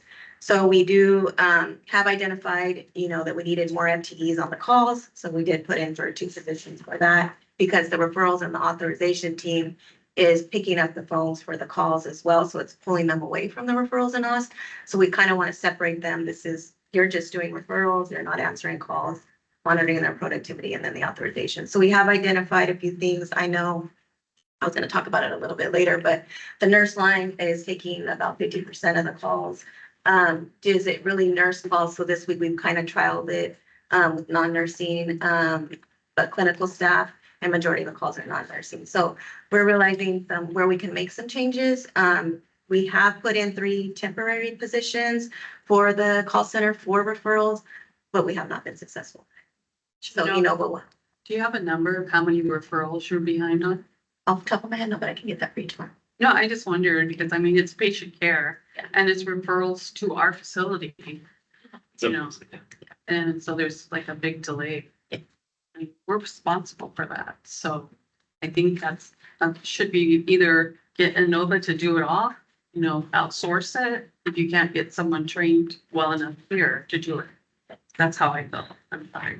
No, Wanted to piggyback on that. When you say referral calls, exactly what are the referrals exactly? patients calling, doctor's offices calling in because maybe they've sent a referral in electronically and patients haven't received a call for an appointment with a general surgeon, a urologist, radiology. Test. Patient care. And there is that we need to, Especially if the patient's facing something that's time sensitive too. Yeah. Yep. And I did review the And operational diagnose assessment, and I feel And they're they can. living in fear. So they'll just go elsewhere. I do feel that, we'll make great changes. Anything to improve the case. I guess it's hard. Yeah, I hear a lot of complaints about. And it seems like when I looked over the budget, like the things that we would be referred to us are moneymakers really for our hospital. Right. Right. So there shouldn't be a bottleneck. Glad you're on top of it. Yeah. Thank you, Carly. Yeah. And I'm glad you brought on. Do we have a motion? Keep on. I make a motion to approve it. I second. I have a motion by Garcia and a second by Proctor. All in favor, say aye. Aye. Any opposed? Abstention? Motion carries. Now I move to discussion of possible action to approve amended and restated IVHD board bylaws. Sure. So I'll introduce this item and, items K, L, M, N, and O, all sort of, and P actually, all sort of run together, in a way, because they're about governance and this board's organization. But I'll start with K, and then if it bleeds over, hopefully that just makes the discussion for the remainder of the items shorter. But we have attached to the agenda packet a clean version and a red line version of some amended and restated bylaws. So the bylaws ad hoc committee that was appointed at the last board meeting met and discussed some changes to the IVHD board bylaws. We started with just the committee discussion. You'll see in the red line, I'm going to go through the changes. So I'm on page 5 of the red line. You'll see we just filled in the blanks with respect to the office, identifying the PMH address as the mailing address. That's consistent with what we've done with the EIN, for example, on some other items. But to be clear, the bylaws group, despite our meeting and, very robust discussion on committees, we still have work to do. This is not the last version of the bylaws this board will see. We did not get to any other sections other than really committees and what you see in red, because it's gonna take a long time. And the discussion at the ad hoc committee, and I invite the ad hoc members to talk if they want to, but the discussion at the ad hoc meeting was, let's crank out what we can so that we could get something before this board immediately and start getting committees formed and start getting committees to work. And then we will continue to meet as an ad hoc to go over the rest of the sections of the board bylaws. And compare them against CPRMCs, PMHs, figure out what we want to bring in, what we don't, et cetera. So we really didn't have discussions about pretty much any other sections other than the sections that you see. And there's a section 11 change, which I just put in for clarity, but it doesn't change the purpose of that section. But the key changes are, so on page 13 of the red line, you'll see we struck optional for future with respect to the chairperson's duties, because we didn't have, at the time the board adopted these bylaws, we didn't have an MEC, we didn't have a hospital to run.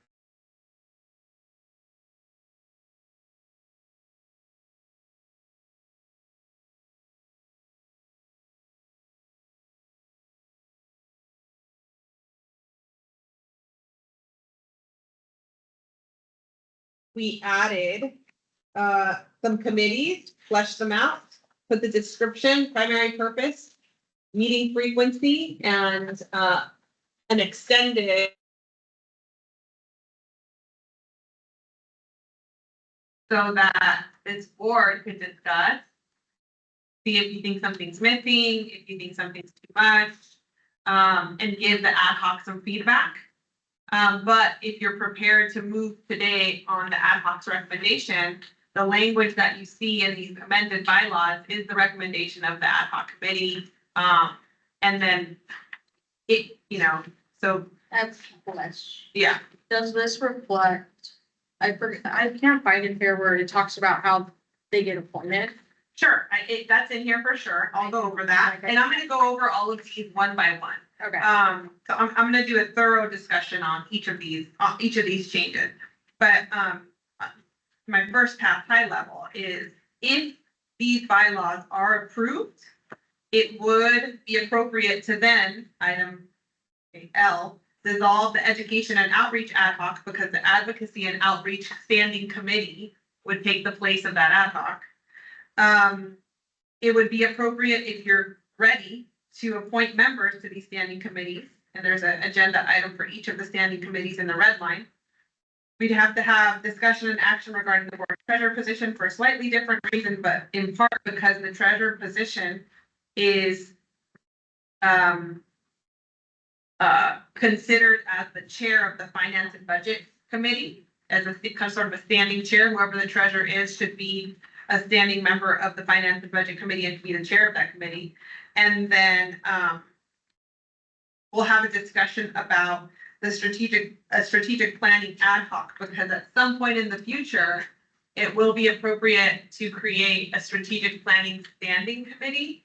But because of AB 918 and the unique nature of the merger, that committee is different than what we need right now, which is an AB 918 focused merger strategic planning committee.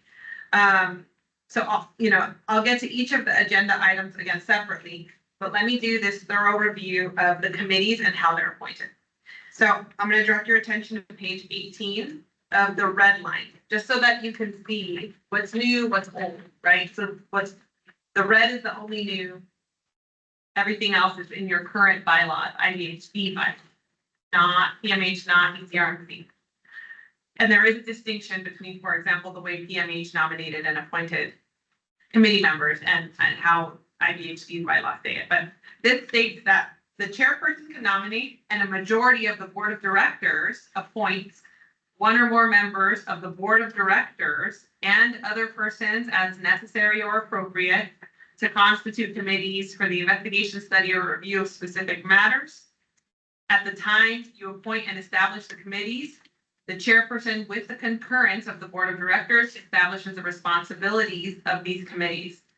The chairperson, with the approval of the majority of the board of directors, from time to time may cause, with or without cause, to remove one or more board of directors and any other persons from any standing or other committee, can temporarily discontinue, change the functions of, or combine standing or other committees. Any committees issued to deliberate issues affecting the discharge of medical staff responsibilities shall include staff members. no committee, and this is the Brown Act issue, because all these standing committees that we're talking about are gonna be Brown Act committees. They're gonna be considered legislative bodies of the board of directors, and so they're gonna require notices, agendas, public meetings, Brown Act compliance. So you can't use secret ballots. No committee appointed shall have the authority to commit the board of directors or bind the board of directors. Unless the board has specifically authorized the committee to act for and on behalf of the board. It's pretty unique, but sometimes, as Mr. Bills was saying, something like an executive committee may have some authority. And then notices of the meetings of the committee have to comply with the Brown Act. So the standing committees as defined by the Brown Act are open to the public, require posting of notice meetings and agenda. The board of directors shall annually review the committees, their functions, and their membership.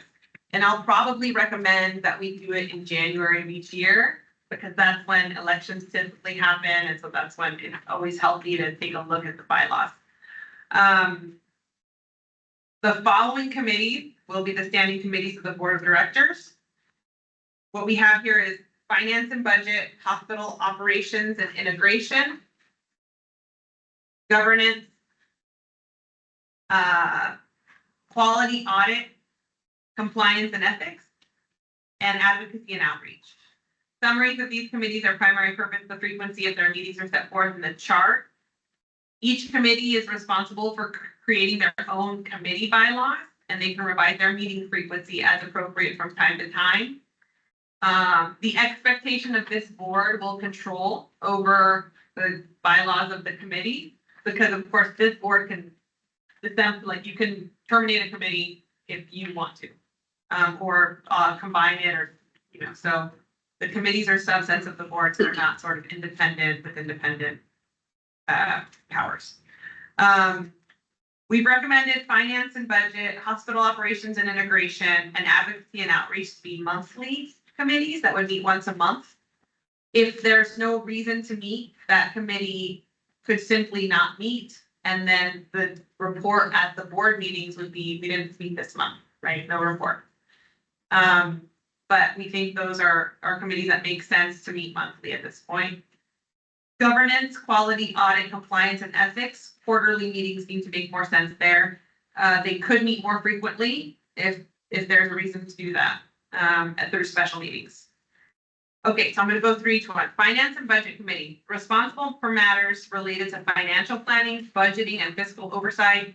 This is the committee that would review and monitor financial statements, budget performance, key financial indicators to ensure the district remains financially stable and transparent, advises on development and implementation of financial policies, internal controls, long-term financial strategies, oversees prep of the budgets. That's a huge key function of this committee. Reviews cash flow and revenue forecasts, monitors progress on financial obligations, including bond-related matters, making sure that you're at your debt coverage ratio, for example, is one of the things you do. May coordinate with auditors or legal or financial advisors to support financial audit readiness and ensure compliance with applicable financial regulations. Review financial reports, evaluate major expenditures, provide recommendations to the board to support responsible stewardship. So all of the contracts that require board approval, 50K and above, should be reviewed by the finance committee first and then recommended for approval to this board. So that this board, you can do your own independent review, but you have peace of mind that the finance committee has done the deep dive.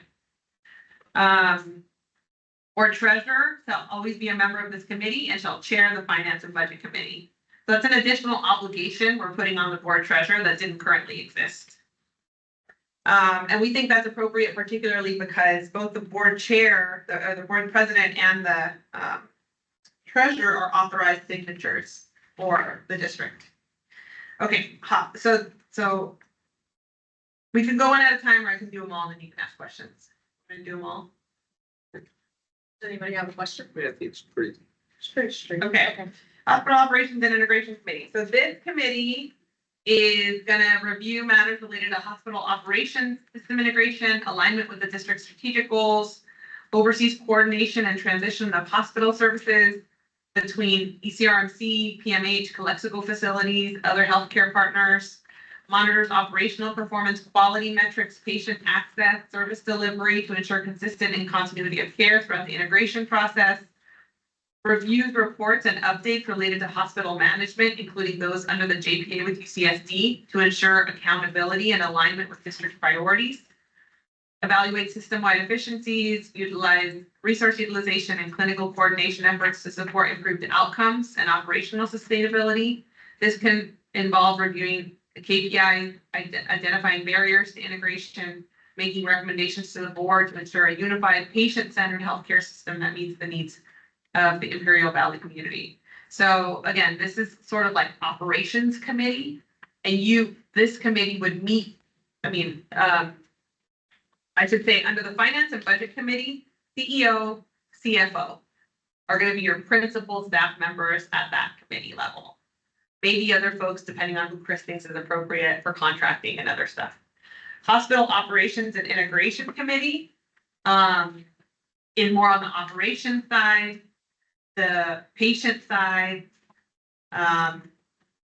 quality side, and definitely at some point, now, but for certain when we post-merger is this is the committee that cracks down on UCSD and make sure that they're doing stuff that they're required to do under the JPA. Governance committee, so this is a quarterly committee. This is a really board-focused committee that would be responsible for matters related to board member appointments, bylaws review, policies and procedures. This is the committee that makes sure that this board is aligned with best practices. You would coordinate ethics updates, 81 to make sure everyone's up to date with sexual harassment prevention, 8123 board training, governance trainings, understanding your fiduciary responsibilities. This is particularly important in election cycles when you get new board members to make sure they're up to speed, they integrate with the board, they understand the governance responsibilities.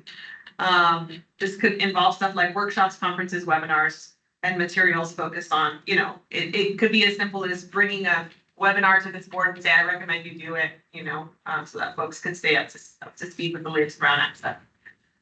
Quality audit, compliance, and ethics. We put quality before audits, compliance, and ethics, which is a typical name to make it clear that this is not the financial audit that's required by law, it's a quality audit. This would coordinate with the quality side of the hospital to oversee compliance, quality, and safety related accreditation standards and regulations like those set by CDPH and the Joint Commission. It's really like a safety committee. They help ensure a safe environment for patients and reduce preventable patient safety events, receive and review reports of patient safety events, including adverse events and healthcare associated infections. So this is where you might have a lot of closed sessions to review incidents. You'd monitor implementation of corrective actions based on patient safety events. You might do stuff like review risk management activities and outcomes, report findings, and make recommendations to the board. You might recommend internal investigations, stuff like that. Advocacy and outreach. So this is the group that would focus on legislative, regulatory, and grassroots activities related to healthcare districts. This could be work here in the community or up in Sacramento. These committees work to ensure that districts can effectively provide healthcare services to their communities by influencing policy at the local, state, and potentially federal levels. You mobilize local communities and stakeholders to support the healthcare district's efforts. You probably work with the foundation a lot, right, to make sure that you have some coordination with the foundation. You'd be spearheading public awareness campaigns, community forums, call to action, foster collaboration among other healthcare providers, community organizations, maybe spearhead some joint initiatives. And so this is more of what the education and outreach ad hoc is kind of it started transitioning to, but you've worked a lot with Frank and PR people to make sure you're addressing community concern. So those are the recommendations for the standing committees. And you also see behind, at the very end of the amended bylaws, there was already a reference in your bylaws to affiliated organizations, and we contemplated auxiliaries and foundations. what we did is we plugged in almost verbatim the language from the PMH bylaws about the PMH auxiliary and PMH foundation, just so that it's incorporated into these bylaws too. So at some point we'll have to have a meeting of the auxiliary to rename it Pioneer Memorial Hospital Auxiliary instead of Pioneer Memorial Healthcare District Auxiliary. But that nonprofit is one, that we'll have as an auxiliary of the board. Yeah, we've already done. that. Okay, perfect. Yeah, that's what I think. And then, obviously, recognizing the PMH Foundation, which already was named conveniently PMH Foundation, so we don't need the name sheet today. So that's it. We also included, a chart, if you just flip the page, after page 30 of the red line. So that, this group could talk about, if we were so inclined, and now we're leading over into item M, who to appoint to committees, your bills, yeah. Go ahead. So in light of our training today, and, these are all different committees. I do my homework and then bring it back at the next meeting. And if anybody has somebody I don't want to be on this committee or I'm interested in this, like I said to Mr. Rails earlier, the people that did give me, which most of you did tell me, hey, I want to be on this one, this one, this one, they were all the same. And that's why as we're going through this, I'm like, it's gonna make it really hard because, even the situation where we did the bylaws ad hoc and stuff, it kind of makes it, obviously it can become a conflict within the board members if, there's two people that want to do it and you know what, I think the board chair should have the responsibility. You don't agree that we want to give Katie I agree. the ability to do that? Just a Yeah. firm yes. Yes, and the board president, in general, should always have that, that's kind of what they're doing. Mr. Bills mentioned it where we were like, we had a little hum, but we didn't Yeah. Is that what it Is is? that reflected in the bylaws? That The the, board chair do that? yeah, the bylaws say, So I have to come with, it does say that the board chair will nominate, okay, and then the majority of the board appoint. So it would be totally appropriate to bring this item back to the next board meeting with your nominations ready. So what you could do is fill out this chart and have conversations with folks about what committee they'd like to be on or not. And then that could be a slate that the board could approve at the next board meeting. Absolutely. perfect. I like it. Is everybody okay with that? Yes. Okay, so we'll go ahead. And I could say for myself, any of these would be fine with me, so don't worry about it. Wasn't going to. Yeah. Gotcha. I have another comment or question, not related to committees, but regarding the bylaws. Yeah. Something that I don't like the carpetbagger strategy, in politics. That is actually a state law. I was gonna ask, is it 30 Yeah. days a state law, or can we change that to 6 months? So to where it's basically Yeah. Article 3 is Section 2 on the term, where someone only has to live in the district 30 days prior to the election to be able to go for that seat. That's a state law, that's a statute. So okay, wait, which section are you referring to? It's Section 2 of Article 3, Page 6. page 6 of the bylaws. It just, to me, aside from the seat, Oh, yeah, it's the community you're supposed to be representing, and if you're only there for 30 days. yeah. Yeah, You can, so unfortunately, that's a provision of state law. And, you gotta think about it both ways. You don't want a newbie to be able to just come in and run for election and then get seated, and they don't know nothing about the community. But you don't want to prevent a truly excellent candidate who maybe has a ton of experience and is interested in furthering their community from being able to run. So this is really just an elections issue. It's not something that this board can control, because you can imagine if you could control, you could. we can control how long you have to be, if we want to make it, to be chair of the board, you have to be on the board for X amount of time. To hold an executive position on the board, you have to be in You can do that. you do that, you know what I mean? And so that's definitely something we can take into consideration. And The bylaws. certainly we can add language in here about appointments. So if there is ever a vacancy on this board has the ability to appoint a director, and there's a whole like process with the county that you'd go through, or if you can't make the decision, the county board of supervisors at some point steps in and appoints someone to the vacancy, but you can have as an internal control, like no one that we would appoint to fill a vacancy would be, in our minds, eligible unless you lived in the community in the district and from which you're being considered for at least 2 years, or, you can make those kind of rules up. But to run for election, the eligibility rules are actually in the statutes. Yeah. But I do have one thing, because I know you're gonna bring this back and you wanted some input, but shouldn't we, while we're at it, because right after that, 30 days is a member of the initial board of directors pursuant to blah, blah, blah, shall not be eligible to become an elected board member. Should we change that? Because didn't that change to where now they are eligible? Yes, we can, right, that's new law that we put on last month. We can strike that line, that's a member of the initial board of directors not be eligible. That's something we for sure can and should just strike for making this change. Is that, Yeah, because that's the, I mean, we definitely want to get that. Okay. Yeah, we just, Which we want it out of there before we get too close to the election. yeah, it wouldn't be enforceable. yeah, so what we did is we just said, okay, we want to make sure the committees, that is all we focus on. We didn't look at anything else. It was just the committees. And so, I mean, yeah, it's a lot to digest. I would say like, and we just worked through it. So for the committees, which is a lot more work than. They just gave you the appetizers today. Yeah. Just big committees. So if, Yeah, and again, we didn't discuss really any other sections. No. So if there are other sections now that you've kind of refreshed on the bylaws, that you'd like to bring to our attention, the bylaws committee fully intends to meet again and start going over, in more depth, all of the sections, but we wanted to just start with the committee.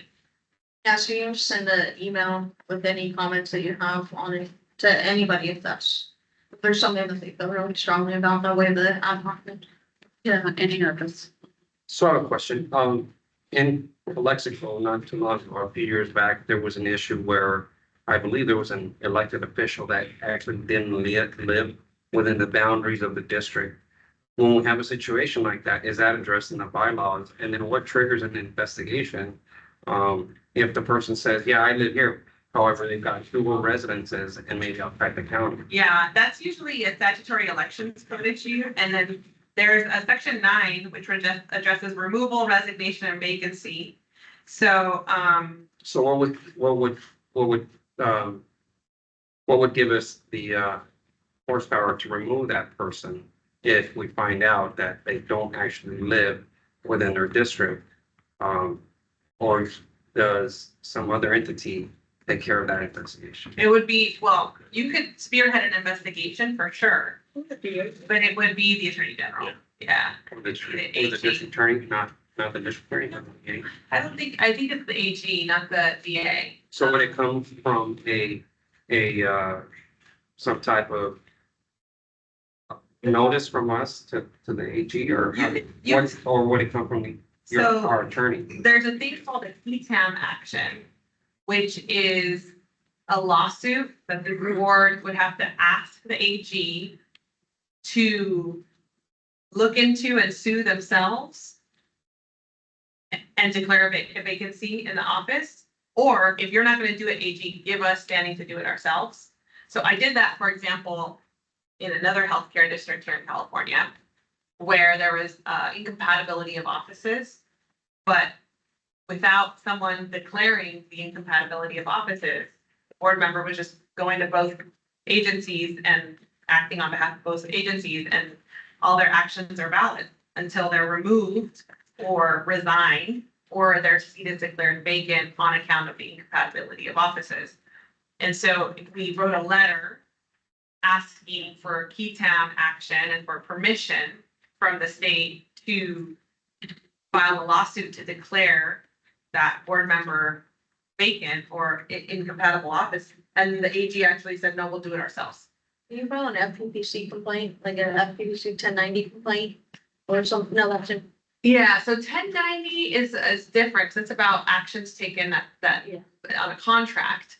But for something like not living in the residency, that's less FPPC and that's more like statutory law, elections code issue. Because there's very specific provisions in the election code about what is a primary residence versus how much time do you have to spend in one house versus, because you're allowed to have multiple houses.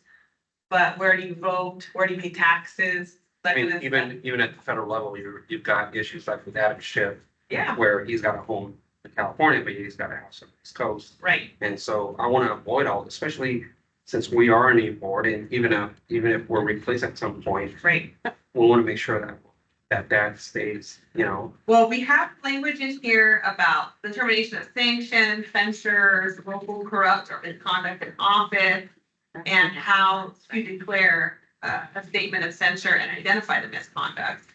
That's more for misconduct than ineligibility, but I think ineligibility, as we reread this, I think ineligibility is one of the bases. And you would say you're ineligible because it's not your primary residence. You live in X place. Okay, so I guess my question was, is that addressed in the bylaws or is there a different mechanism? I think you can address it in the bylaws to some extent, but also mostly it's governed by law. Yeah, the statutes. The statutes are where the muscle is gonna be. I would really like if we could put some language into our bylaws regarding that issue. Like investigations and stuff, yeah. Yeah, you're in the. Oh, thanks. I'll email you probably. All right, so I'm gonna bring everybody back in. Yeah, Proctor. Who is on the bylaws committee. Do I have And I do just want to make one comment really quick, and then I will make a motion if you want me to approve what's been done so far. But on item B, section 3, under the chairperson. Yes. I was the one that had questions about that, but that's pretty much why I asked the questions I did of Mr. Bills Yeah. with respects to that section, because I never like it when it says, the sole discretion of the chairperson or whatever that actually said, because I don't want us to set up something that's going to give somebody that, is going to take advantage to their own benefit. I mean, that's why I said what I said with Mr. Bills, is I'm not looking at who's in the position now, I'm looking at the position moving forward. But I think he explained it.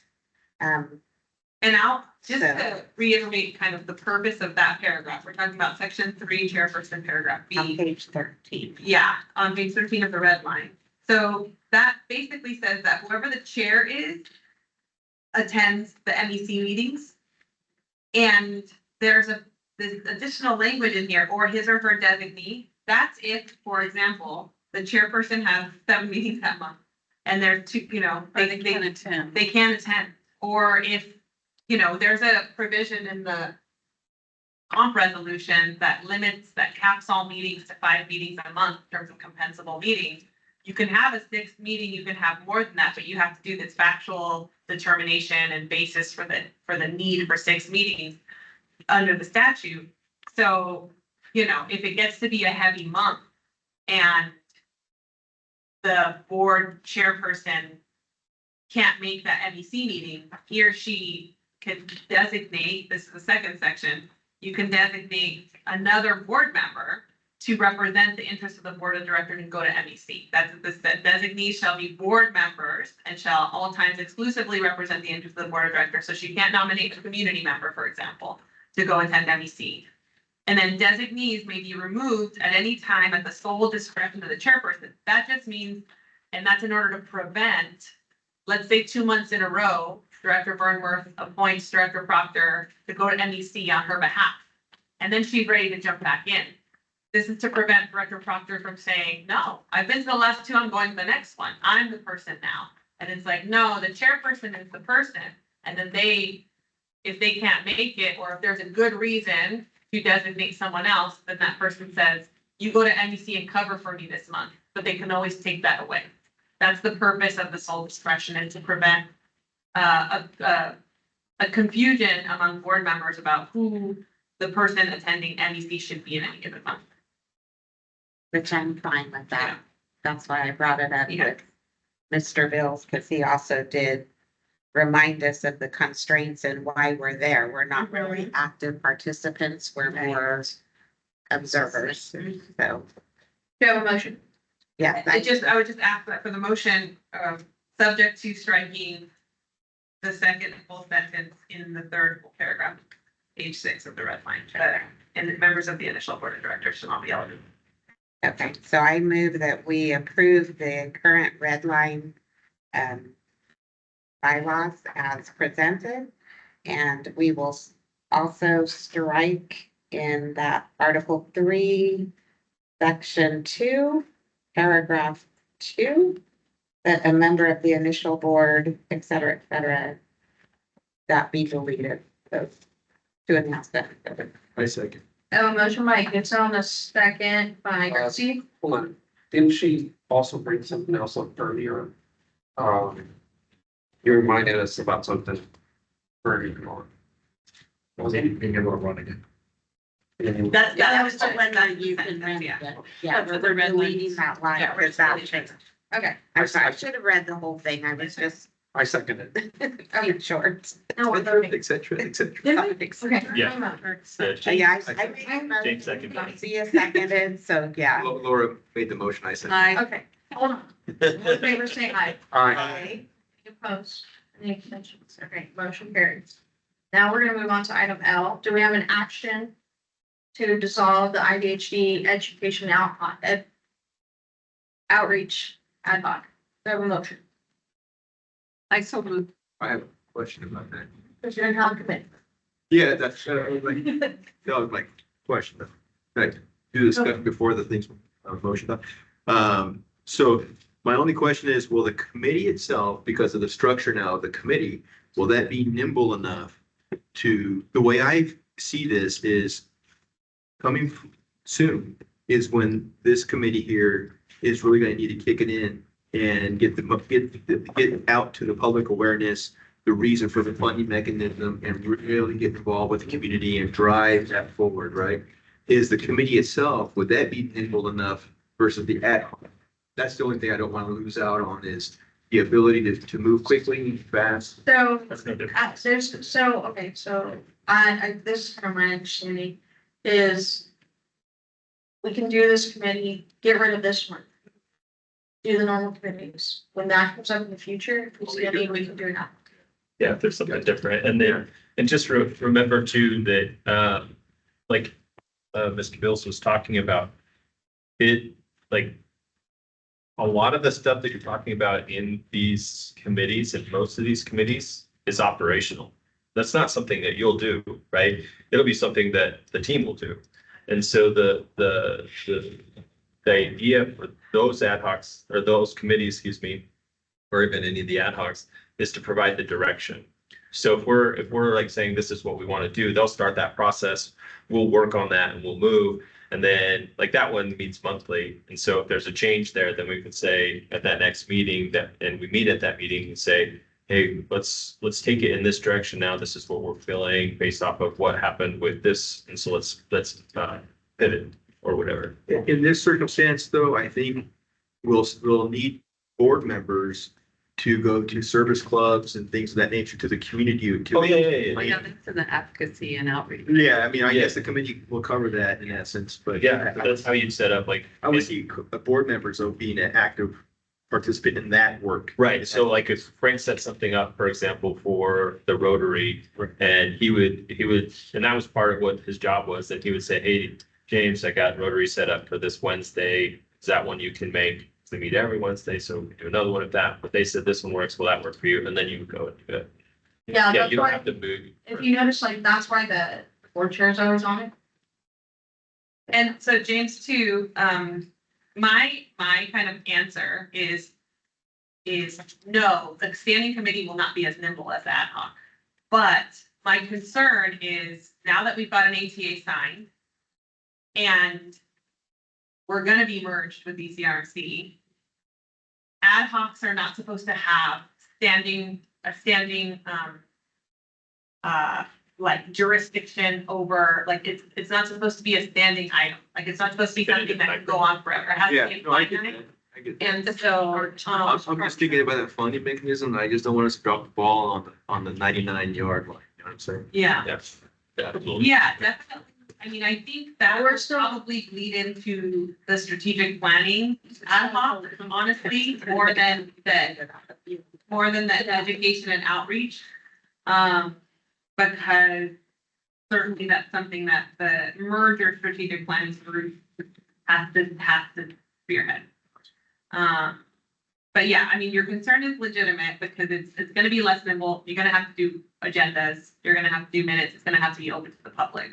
But I also think that that's just the way you're gonna have to do it. And you can also, have within that committee framework appointees to take on certain tasks. And I just like, to me, it's just becoming a red flag. The jurisdiction of the education and outreach ad hoc gets to be longer than the goal,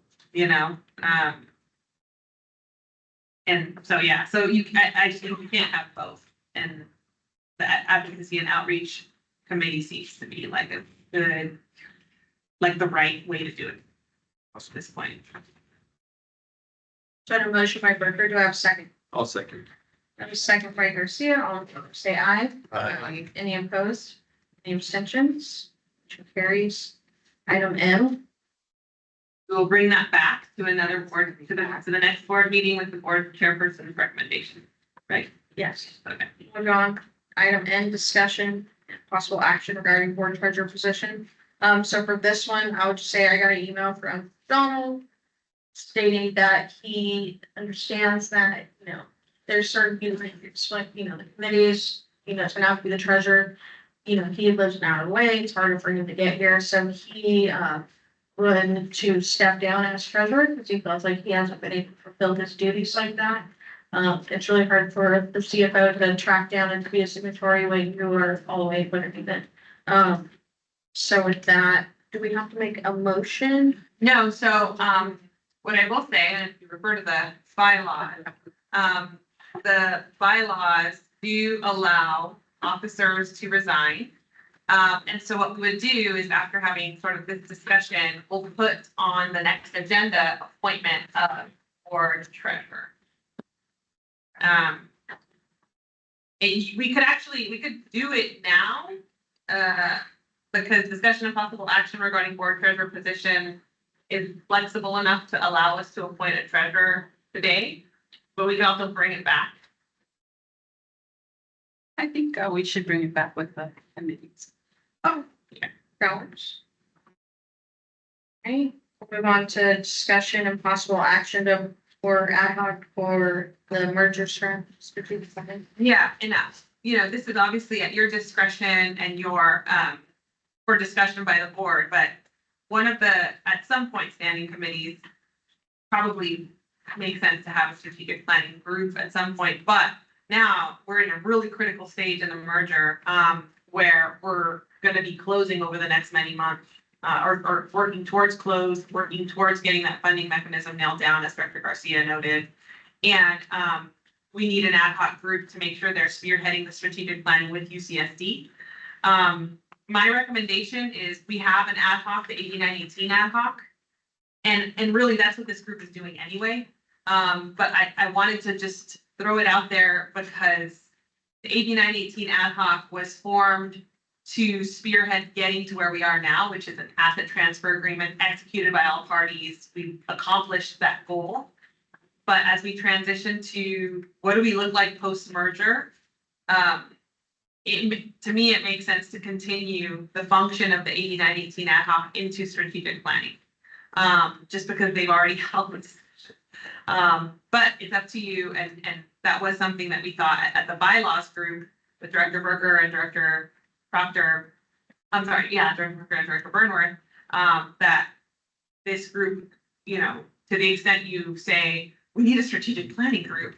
I think we sort of already have one, but I think it's worth having a conversation to make sure that the board agrees and wants to broaden that scope and, make sure that you understand what that ad hoc is charged with doing, Because initially that ad hoc was bringing back a recommendation for approval of the ATA.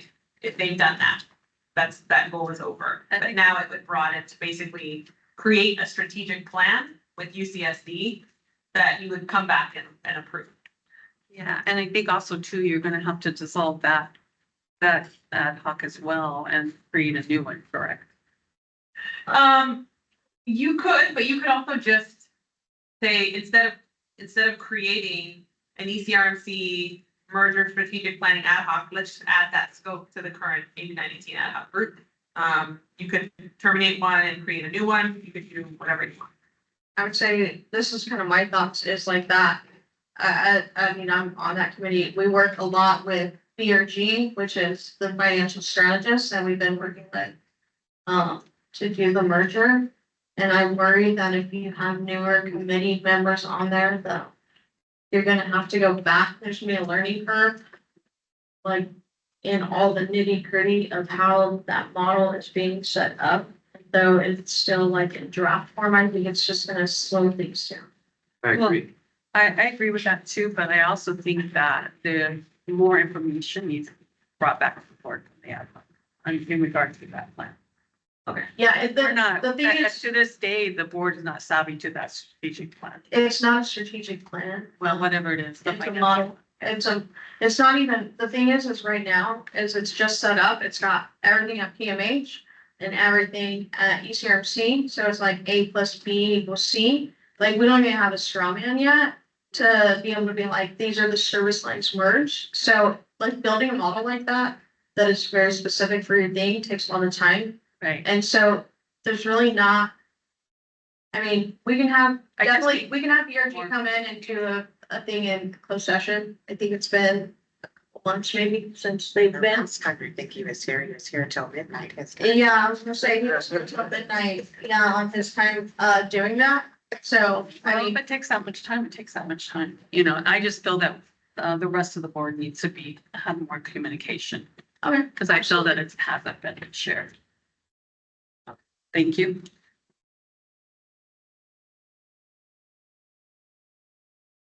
Do I have a recommendation? Or a motion? So I recommend that we add those functions as the strategic merger strategic planning ad hoc to the existing AB 19. That's what I would recommend. Do I have a second? I second. I have a motion by Proctor and second by Garcia. All in favor, say aye. Aye. Any opposed? Any abstentions? Motion carries. Move on to item P, discussion of possible action to approve ordinance number 2025-084 and ordinance of the Imperial Valley Healthcare District Board of Directors establishing compensation of directors. So the bylaws already allow for comp to be set by a resolution. The ordinance is like stronger than a resolution and it's just required by the health and safety code. What we've got here is an ordinance that would establish compensation for the board of directors. Typically ordinances are read out loud, like every word, and then there's a roll call vote. This board can do that, or you can waive reading. So I would recommend that you either waive the first reading or we read it all out loud. Wait, the first, everybody have been waiting the first reading. Yes, I am. Okay, so, if the board wants to waive the reading, the first reading, I'm gonna direct your attention just to the little chart in here that establishes comp. It's $100 for this last fiscal year. That's what's normal and typical. That's what PMH was. It's what everybody is. There's a provision of the water code that allows compensation to increase 5% annually. That's what this little chart shows. But the idea is you would look at this every 5 years.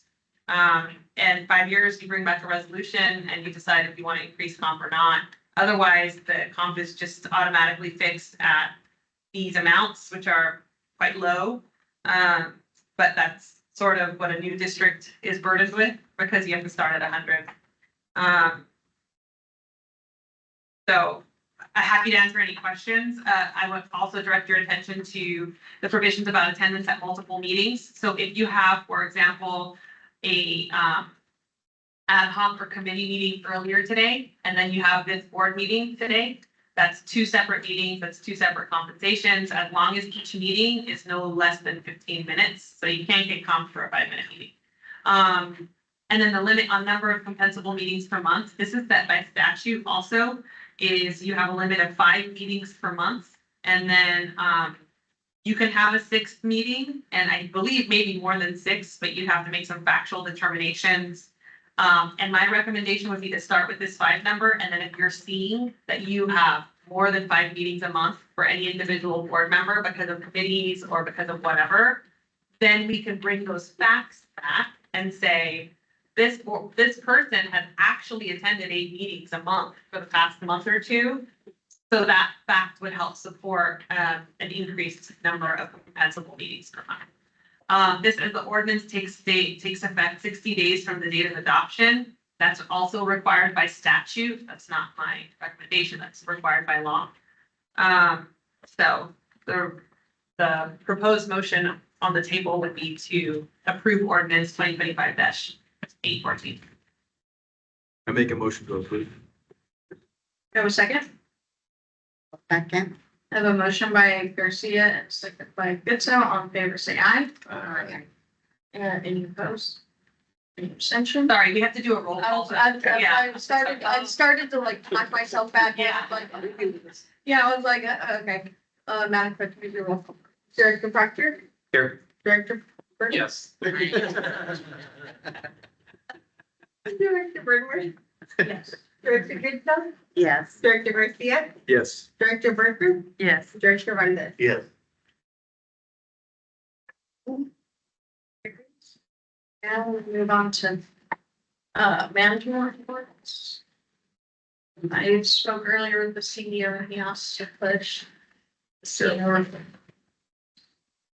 And so we'll move on to everything. My report's in the packet. It is pretty lengthy. I will go over some key areas. And the RHC, we did receive a Health Net grant for $5,600. That is for 3 weekend clinics for staff to come in, including a mammotech. We're going to focus on preventative care. We'll have 2 women's clinics and 1 primary care clinic. The first clinic is this Saturday. And all 3 of them will be for 8 hours. And they are, we have about 25 patients on each clinic. Pharmacy, we did get all the licensing completed. The last stage was the compounding licenses, which we did get completed last month. We talked earlier about the centralized scheduling in regards to the nurse line and the identified issues. So we'll conclude that tomorrow. We'll look at the statistics and then decide moving forward how we're gonna move forward with that. For notable, we are at 49% utilization within all departments. Radiology, it's really helped in that area. We're at 50% utilization. That means from the time they get the text message to fully registering for their visit, so they can bypass the front office. In the clinics, they do have to just say, hey, I'm here. And in radiology, they can stop it and say here, but it bypasses the front here for them. So once we get a little bit more utilization, we'll start working with lab. So they're able to schedule appointments with lab as well, but that's going to be a pretty big project.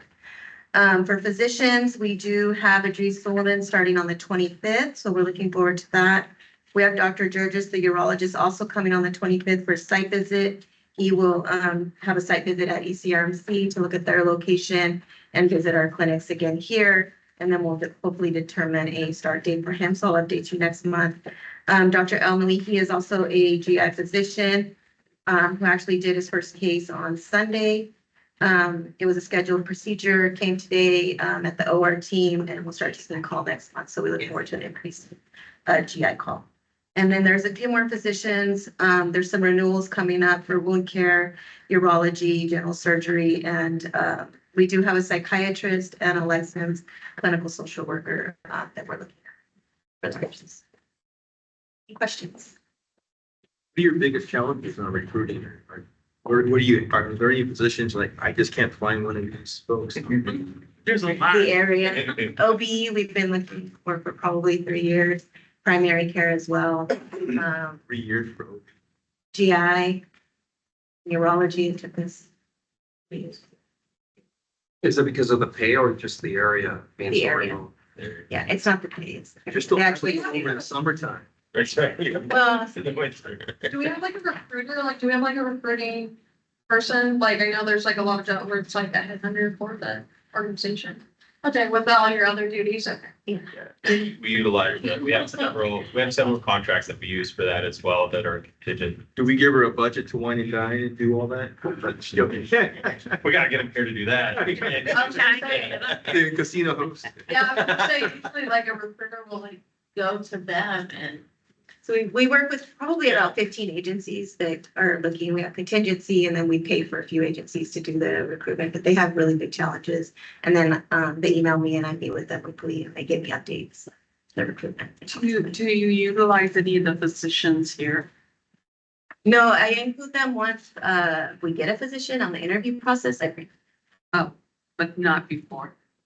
Usually we'll run past them because it's such a small network, right? So like if there's an ortho that comes across us, we're like, hey, Dr. Light, you know this person, and then Oh, well, no, I'm just thinking, they can tell them that it's not so bad practicing. Where their families are and, stuff like that. So. I know we did have two of our ortho locums that just left because they're in the military and they're getting out of the military and going back home, but they loved it here. Yeah. Wish they would have stayed, but they were able to recruit two more ortho locums to come to here. So That's it's not a really the big thing. previous one. It's a really big thing. Yeah. Are they from Phoenix as well? Yeah. Oh, that's great. Once they visit, they're happy, and they say it's a very great place when they walk. Yeah, once you get to know the community, really. Just getting up here. Any other questions? If not, we'll have a urgent care update. No, I'm Chris and I are gonna be on this, you and I are gonna, we will discuss the issues of that. CEO updates. all right, so I have some good news that I'm bringing from the master planning updates. So we already had a group working on some of the structural engineering. And as we worked with the master planning group, and we've had a handful of meetings to this point on phone or via Teams, and then one where they came out on site here and at ECRMC just did the main campus walkthroughs so they could see what everything looked like. But through that process, they did find out that if you guys remember some of the things we showed you about the building, there's the green sections, right? And then there was those yellow and red sections.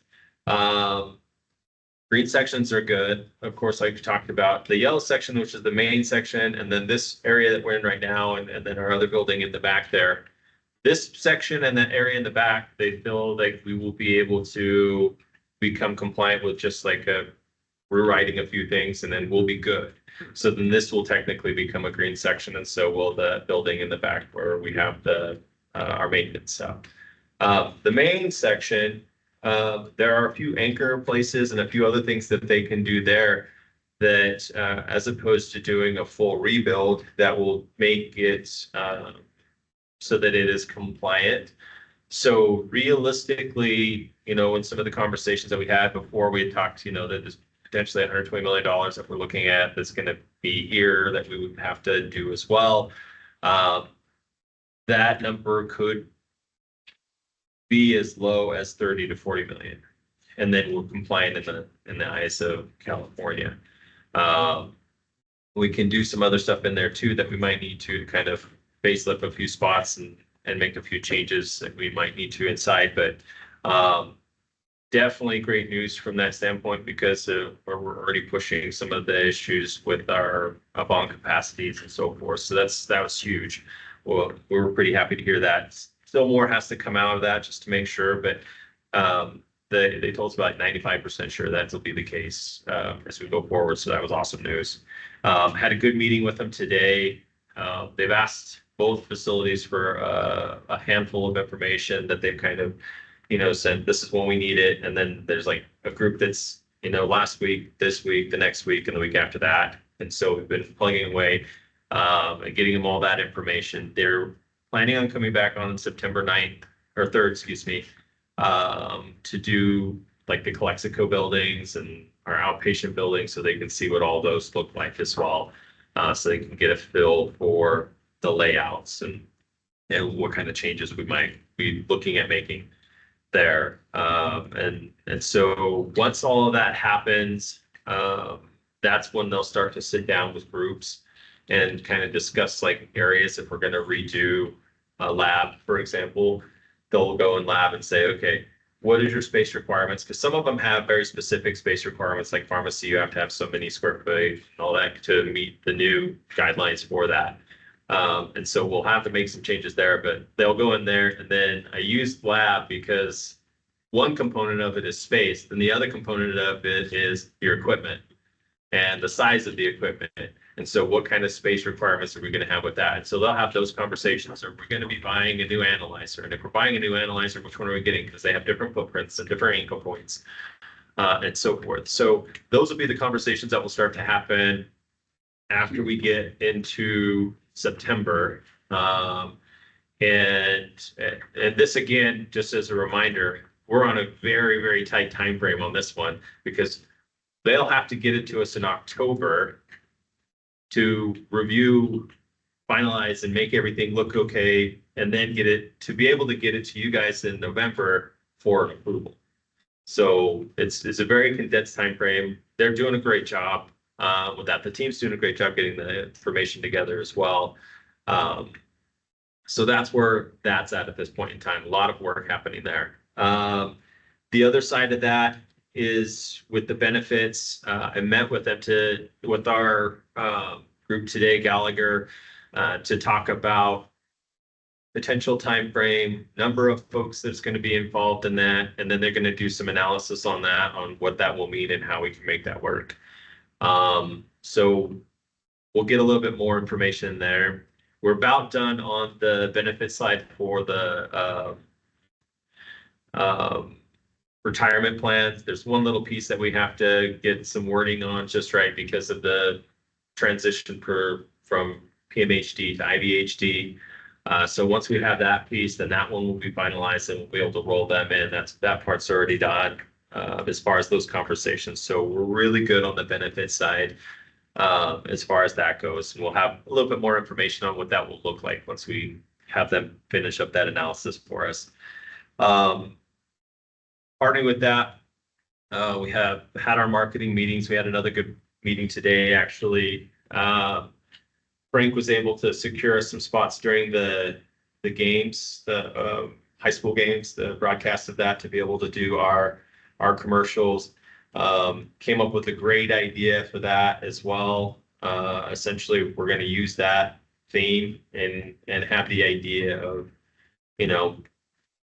like me as a pioneers doctor, tossing it to you as a ECRMC doctor, and tossing it to somebody else and handing it off to someone and talking about how we're actually one team now and we're working together as one team, and using the football piece to kind of help bring that home and show that. Well, they do that at the volleyball game. They have a huge screen too, so you might want to get them to. That's It's with Valley Sports Network. Yep, Yeah. Valley Sports Network, yep. But yeah, because there's a lot of companies on that, so you might want to get that done. Yeah, absolutely. I'll make sure I'll talk to him about that as well. All the volleyball games have huge screens. So we're Scoreboard. yeah. So we're utilizing those options because that was part of the conversation that we had a couple times ago, that we wanted to do a lot more on the schools and with the schools to kind of bring this together. We're even working to see what we might be able to do with the Big Bell game and have some fun with that.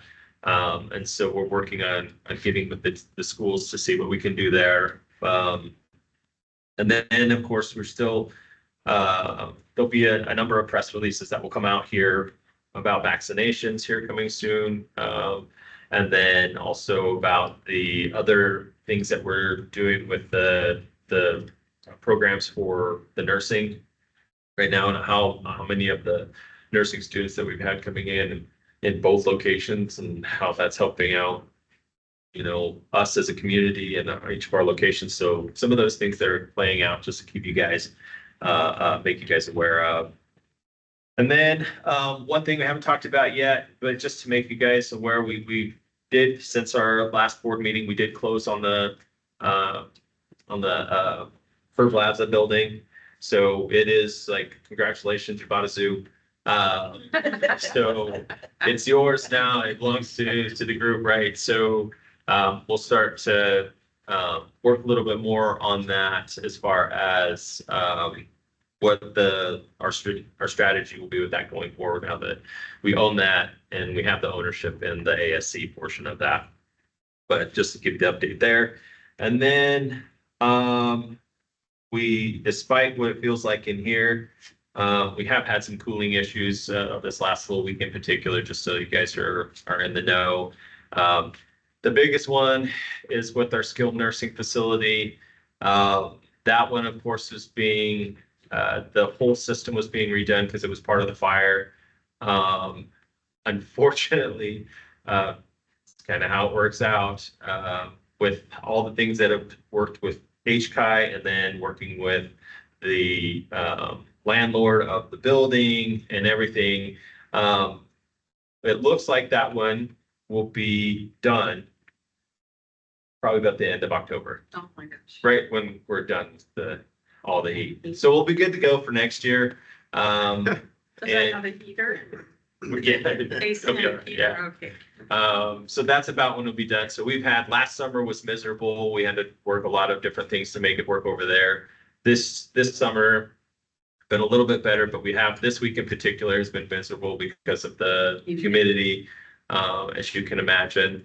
And even in different places in our facilities, we've been having issues this last couple of weeks where it's kind of picked up a little bit with some of the issues on our HVAC systems. But the maintenance team, they've been doing a phenomenal job kind of managing that process, and the team's been very flexible as well as far as moving to different locations when we need to. Because most of these are happening with some of these outer buildings that have HVAC systems that are 20 plus years old. I think one of them is even older than that. I think one of them, actually, the one that we're having a problem with, is older than I am. And we just keep them running, like we just keep them going. So. Do you get parts? Huh? How do you get parts? I guess we don't. You have like a fabricator somewhere? Yeah, pretty much. That's kind of how it plays out. Like Fabricate we them. get certain things rebuilt and we do it that way to get by. That one in particular is a 10-ton machine, and it's $29,000 to replace it. And so if we can refabricate something for, $4,000 or $5,000 and get it going, then that's usually what we end up doing. I have a question. Yeah. Do you have a deferred maintenance plan? Yeah. Everything. There's a big list. That was actually part of the list of stuff that we sent to the. We aren't deferring it until the house comes home. I mean, but we have money, we're setting, so we can try and get ahead of these things. Yeah, especially- that's part of the process we had because we have a 5-year plan on that. And that was part of the information that we provided to the master planning folks as well, because we want to group some of that into that as we go through that process so that we don't do that. Okay. Sounds like a great plan. Yeah, Awesome. yeah. Thank you, Will. I did have a question. Thank you. I did have a question about the new nurses, how, do we have like a retention report on how many we keep? Or how many leave? Yeah, we do have that. I'm working with HR right now. You guys used to get an HR report that was not that great. And so I've actually been working with them on putting a new report together. So not at the next board meeting, but the next regular board meeting, the financial board meeting. I'm hoping to have that finalized so that we can show it to you guys, because that'll have all the numbers on what's coming in, the retention rate, and all of those things, so you guys can see that. Yeah, okay, that would work. Because I know a lot of the new grads, they just work a year and then They go to elsewhere. San Diego. Yeah, they go elsewhere. Yeah. We've had that. And I just wonder how we can retain them here. And then just two more things really quick. One, the foundation has asked us to provide them with your personal addresses so that they can send you invitations. And we don't do that without asking you guys about it first. So if you guys give us permission, we'll give them out. We're not going to give them out unless you give us permission to. Otherwise, they usually will send them here and we give them to you that way.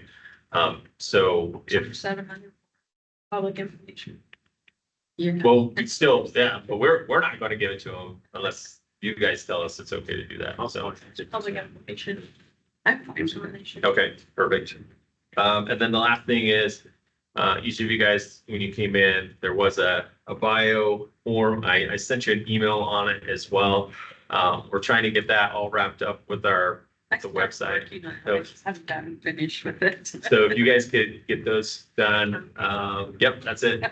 So if you could get that to us, as soon as you possibly can, that would be very helpful as well. And that's all I've got. Do we have any legal update? No, no update for today. All right. Any items for future agendas? Do we have now? I think so. All right, with that, I'm going to end this. Oh, we're gonna go into a closed session. Can we take a break? Yes, take a 8-minute break.